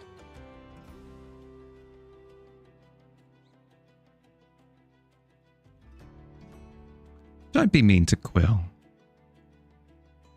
You have a quest already for that? Ah, yeah, okay, cool. I was going to say.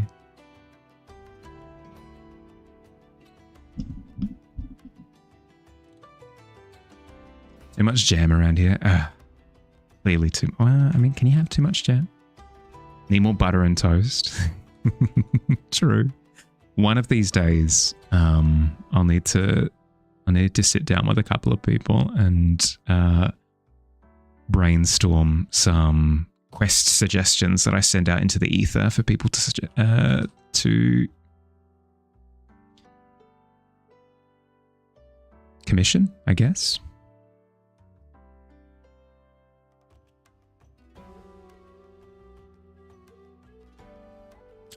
You chose the jam Nouveau. Nouveau is hard. Nouveau is incredibly difficult, which makes when people pull it off so much cooler. So much cooler. Tempted but not feeling it. That's fair, that's fair. You always forget to check in. Understandable.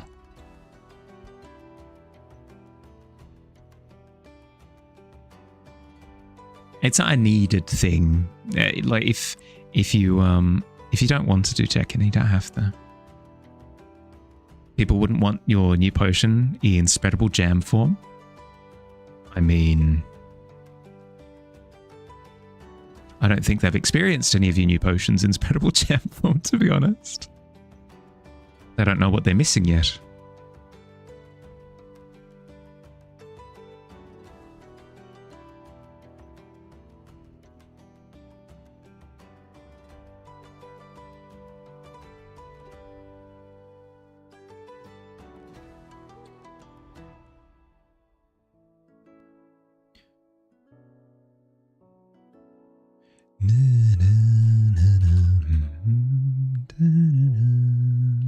Market too saturated in jam by the sounds of things.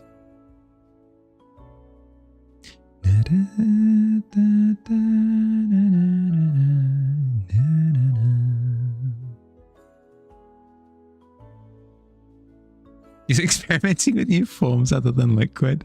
That is a very fun thought, actually. You go to an apothecary and you're like, I need a couple of health potions, actually. About to set off on a pretty dangerous journey. Need to top up my supplies. For sure. Would you like to, at a reduced price, try our new jam healing product? The gummies, yes.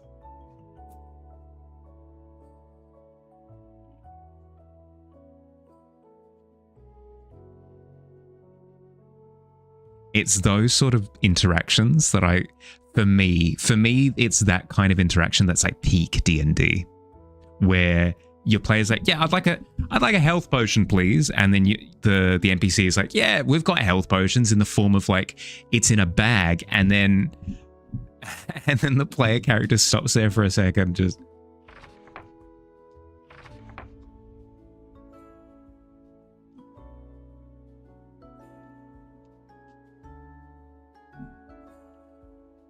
You only have health suppositories. Well, that's the thing, right? Just getting them with like the surprise hook, I think, is fantastic. Out of nowhere, like, I wasn't expecting the jab to the nose. Also working on a potion that doesn't need a container. You can just hold it and drink it straight as is. Oh, no need to fumble with the cork in the heat of battle. Would it be like a potion loaf of bread at that point? Surprise hook is the name of the no. Oh, dearie dear, bad touch. Da, da, da.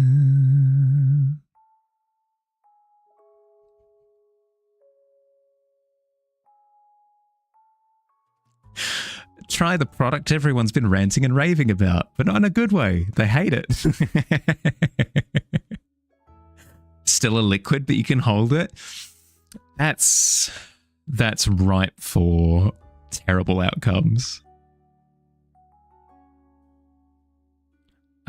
Putting in a spray bottle. That could be fun. Heal your friends.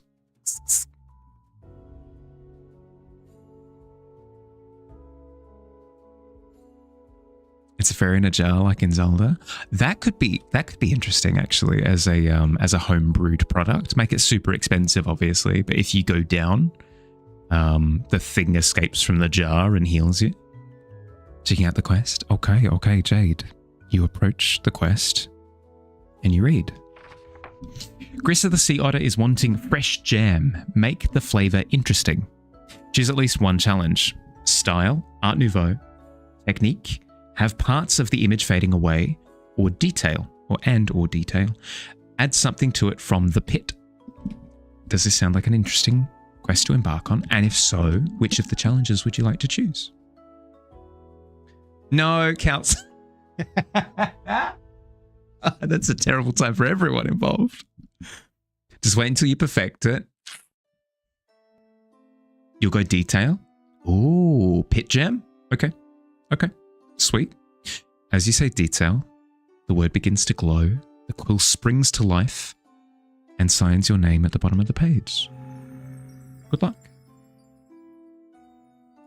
Can't wait to see it. Can't wait to see pit gem. Pit gem's going to be fun. A dried fairy in a jar. You need to roll it and smoke it. Oh, no. Oh, terrible. Doesn't already exist in D&D. Does a fairy in a bottle already exist in D&D? Very worried. Well, that's why I said nobody's having a good time with it.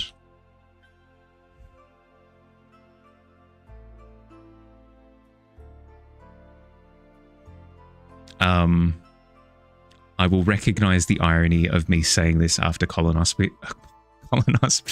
was mentioned, but keep it clean. Do you need to flee? Potentially. An item that works like that, though? Really?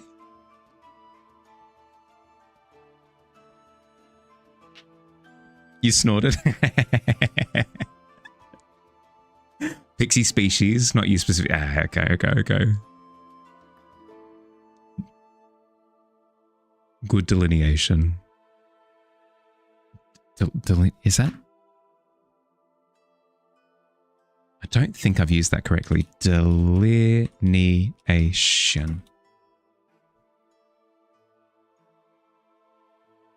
Yeah, no, I did. The act of marking, tracing, or outlining the boundaries, edges, or details of something. Yes, yeah, I know. That was the correct word. Ha! Huzzah. Vocabulary for the win. Please don't put my family into suppositories or smoke them. I feel as though that's a pretty, what's the word?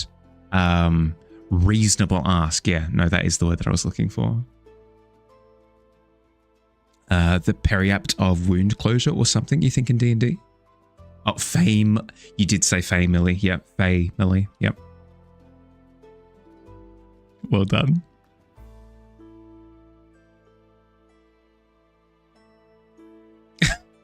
No, Jade, no.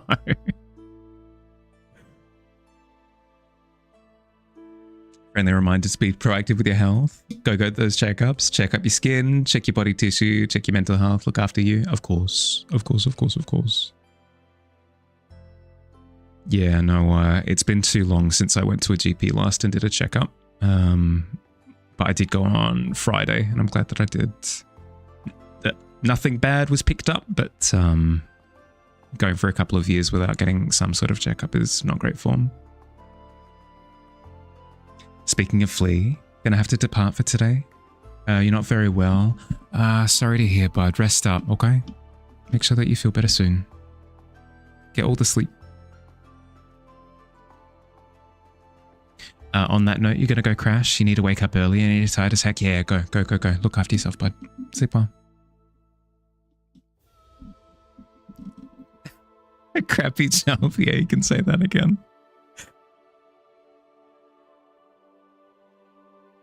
You've been to a doctor in 10 years. The American dream. Yeah. I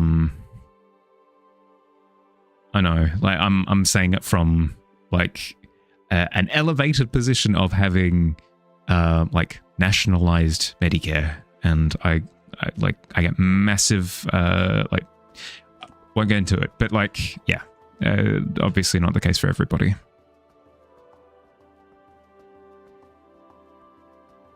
Time zones are time zoning. Yeah, they do. Which will be weird. I'm not sure how it's going to work with the stream time being increased over the next couple of months. I'll be curious to. That is something that I'll float, actually. Let me know how it'll feel when stream times do increase. Because I don't want to just do things willy-nilly and then kind of leave everybody by the wayside in the process, you know? If there are things that I can do to make the transition a little bit more smooth. I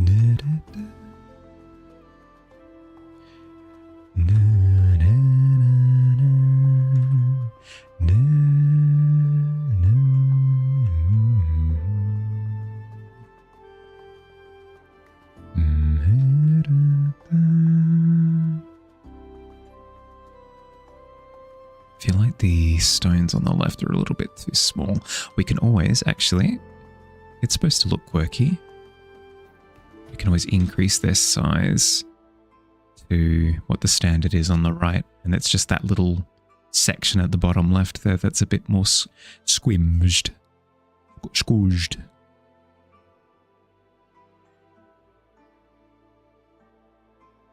It's just spelunking, but the walls are a little more forgiving. Oh, good lord.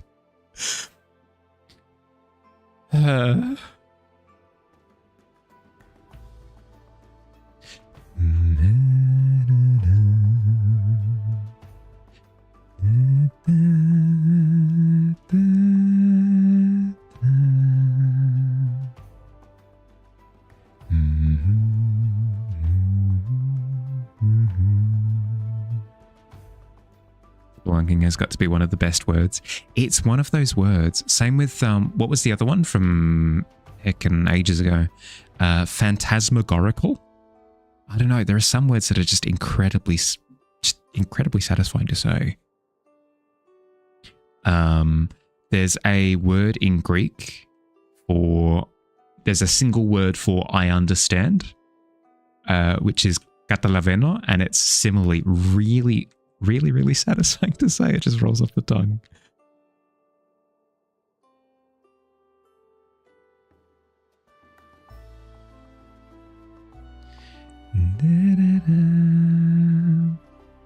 Petrichor, great word, great smell. What would be another? What would be another one that really hits that satisfaction button? Indubitably. If you haven't thrown indubitably into a sentence at one point in your life, you are denying yourself joy. Straight up. I usually don't judge, but in this particular instance, judgment.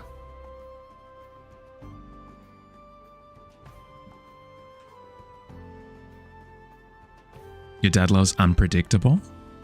I can see that. It has a fun lilt to it. Unpredictable.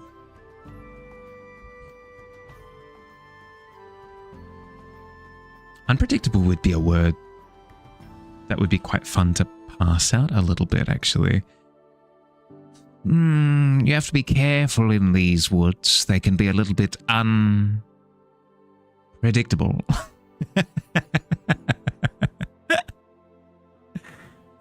Unpredictable.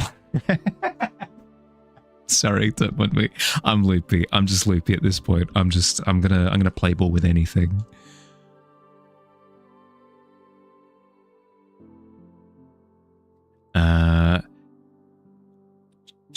Chatoyancy? Chatoyancy is your favorite word, but you never get to use it. Chatoyancy. Can you use that in a sentence? Had too much sugar? No. If I had too much sugar, it'd be the opposite. Well, no, it wouldn't even be a problem. My brain's slowing down, where sugar would help to sort of pick me back up a bit.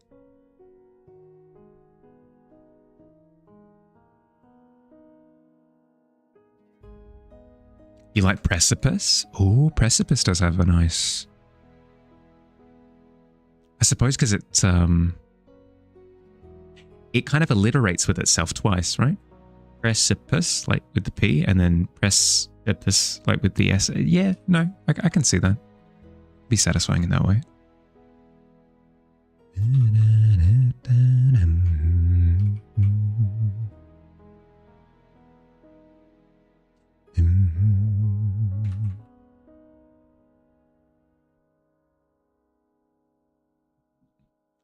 a tranquilizer dart needs to have sugar in it? It wouldn't knock here. Like if you hit me with a tranquilizer dart, but it's full of sugar, it wouldn't knock me out. It would make me more alert, but then hit me with a migraine almost directly afterwards. So it wouldn't be a good time. Please don't hit me with a tranquilizer dart. Optical reflectance effect seen in certain gemstones or even wood types with a high natural oil content. A shimmer where light, shape, and colors shift as the perspective you're looking through changes. Yeah, okay. Chatoyancy. So, for example, if you were very sort of hoity-toity, you'd be looking at a diamond through one of the speculars. You'd be, the chatoyancy of this particular gem is quite top tier. The hardness is on point. Pardon, a pointy diamond. The clarity is clarity. It's claritying.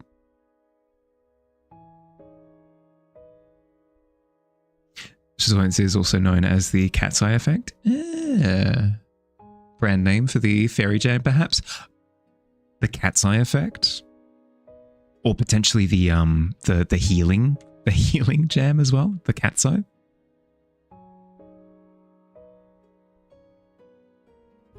I feel like at that point in time, it would have to be some sort of pun to do with the distributor. So maybe like catfolk or something.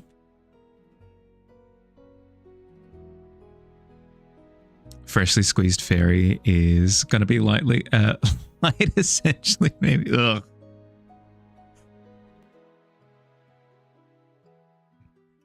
No more references to processing fairies as part of anything.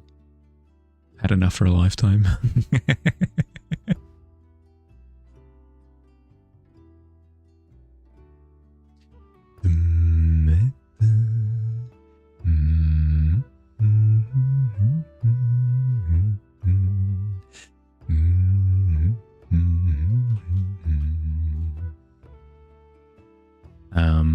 If it's for an otter, what kind of fish live in the pit? What kind of fish would live in the pit? That's a good question. I'd imagine almost like a rocky catfish something. Like a catfish that's developed almost like a hard, almost barnacle-y exterior to keep it protected something. So it's a bit of a scavenger that grows as it finds more food. Yeah, that kind of thing. That would be at least one species off the top of the dome. What goes on in the pit stays in the pit. Shellfish. Well, there would be shellfish there as well, as I'd imagine. They're like clams and oysters. Yeah, that's what I was thinking, like the harder exterior maybe. Jam that you get from milking the tear ducts of the cave catfish, the cat's eye gel. It's so specific. You guys are gross. Sad gem, yeah.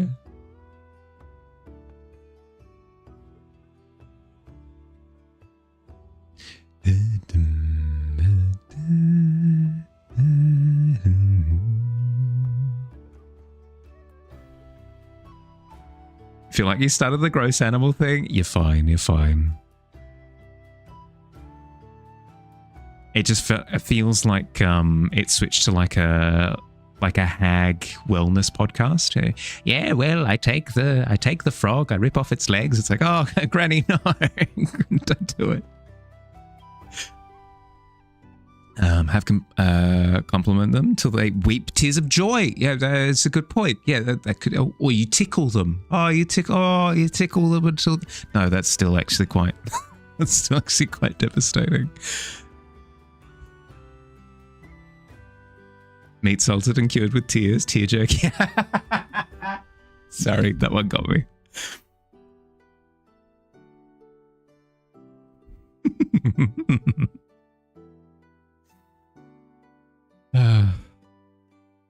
Good, good.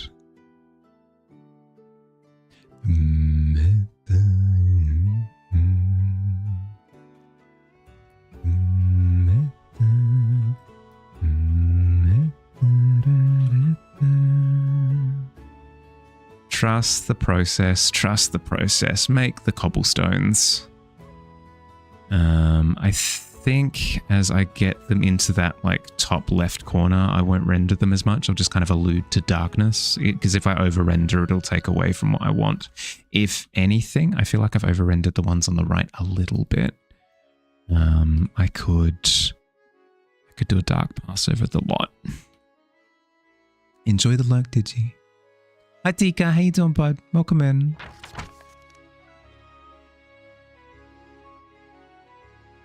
Wonder why the doormat is so slippery. Oh no!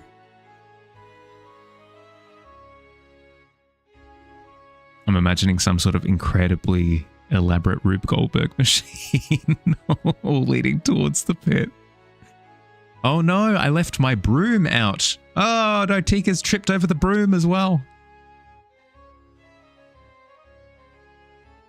Better than last time. Slowly getting better. Actually, no, true. We went from a 1 to a 2 to a 4. We're climbing. Slowly but surely. Was this the milk party or the fairy processing? Both. Gross for both. Had tears in your eyes when your dad chopped up onions. You loved onions. It was a great catfish. Rest in pepperonis, catfish. It's doubling every time. Good point, actually. 1, 2, 4. I mean, next time we should expect an 8 and then a 16. We're almost at a decent roll.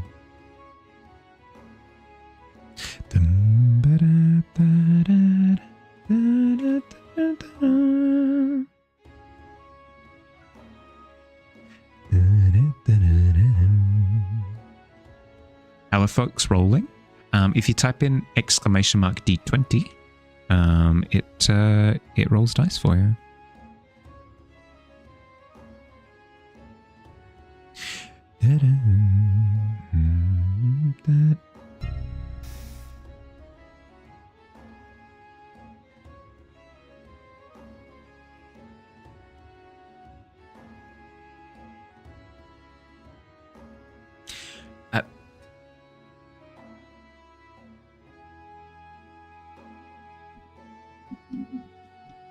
Like, not on your site, that is brutal. That is brutal. First time roll, natural 1.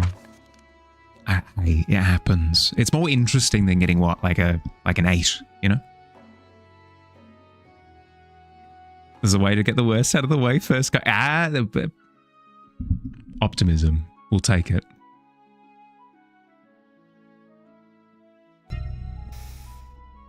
There's no. No. Ugh. That's rough, bud. Accidentally pressed the button twice, don't mind me. Extreme end, one way or the other. Yeah, that's the thing, right? I tend to find I do enjoy a natural 1. It's getting crowded down here. I know. Rapid fire as well. We started stream with such, like, tip-top rolls. I think the average was something like 17.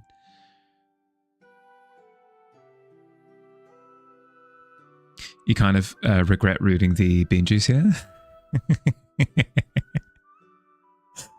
I mean, hey, it's a constant source of nutrients. Can't complain.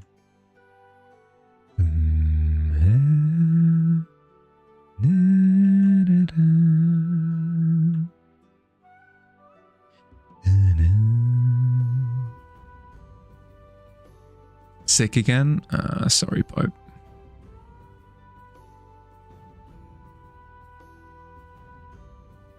How you doing otherwise?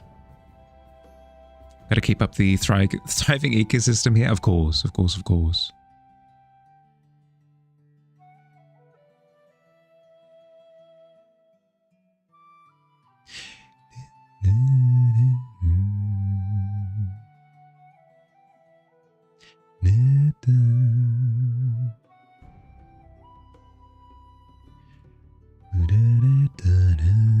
Okay, that feels better, having that section dark. And then I can kind of wish-wash the details together a little bit all through that section. And then as soon as it starts to emerge, we can go through and add a bit of light. Yeah, something like that.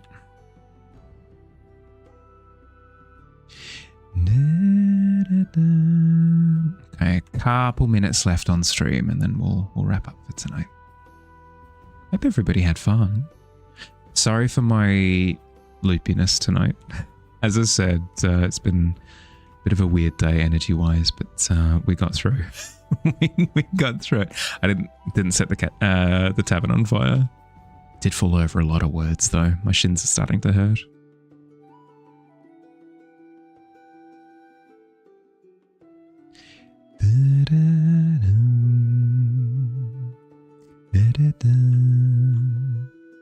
Word salad for the win. Yeah, something like that.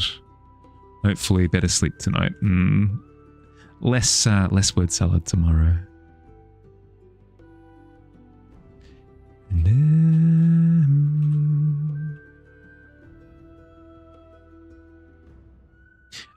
At this rate, we'll be able to start animating for realsies in software that animates next week. It'll be fun. Need some of that pit jam to go with the salad. Oh, true. Now we're talking. It's the strangest picnic I've ever heard. Actually, that's something I haven't tried though. I can't knock it. The thought of using salad as the delivery method for jam. I can't say that with a straight face. That sounds awful. What am I using to animate?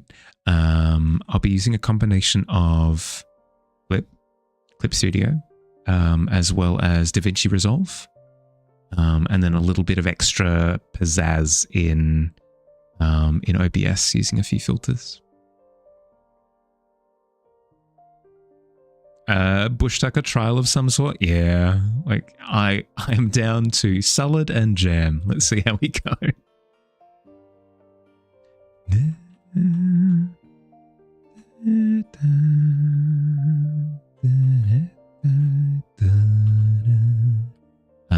I'll need to bother Billy a little bit over the weekend though, because he had some ideas regarding the animation process that I want to munch on his brain about first before I start. Chutney, not a million miles away from jam. True. No, chutney is like a style of jam, similar with like some relishes can be very jam-like. Bush Tucker Trials, heard that show got axed or something. Is it a show? I thought of it more as just like when when you're in the outback and you resort to combining certain things. Would call a chutney a jam? Yeah, and then similarly, what's the mint jelly for certain roasts. I would say that would be a style of jam as well.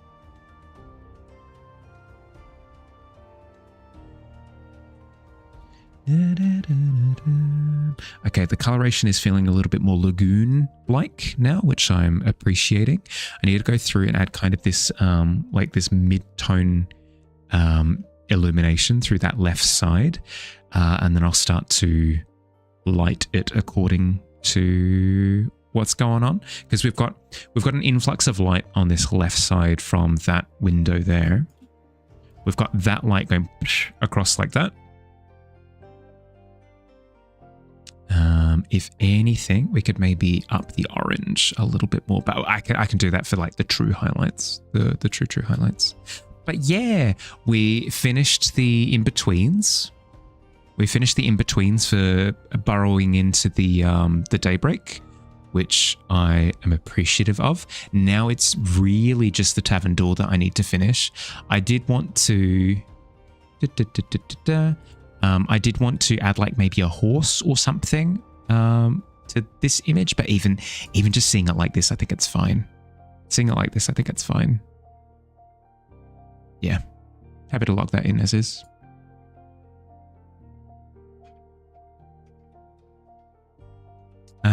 An adventurer, get me out of here, here being the pit.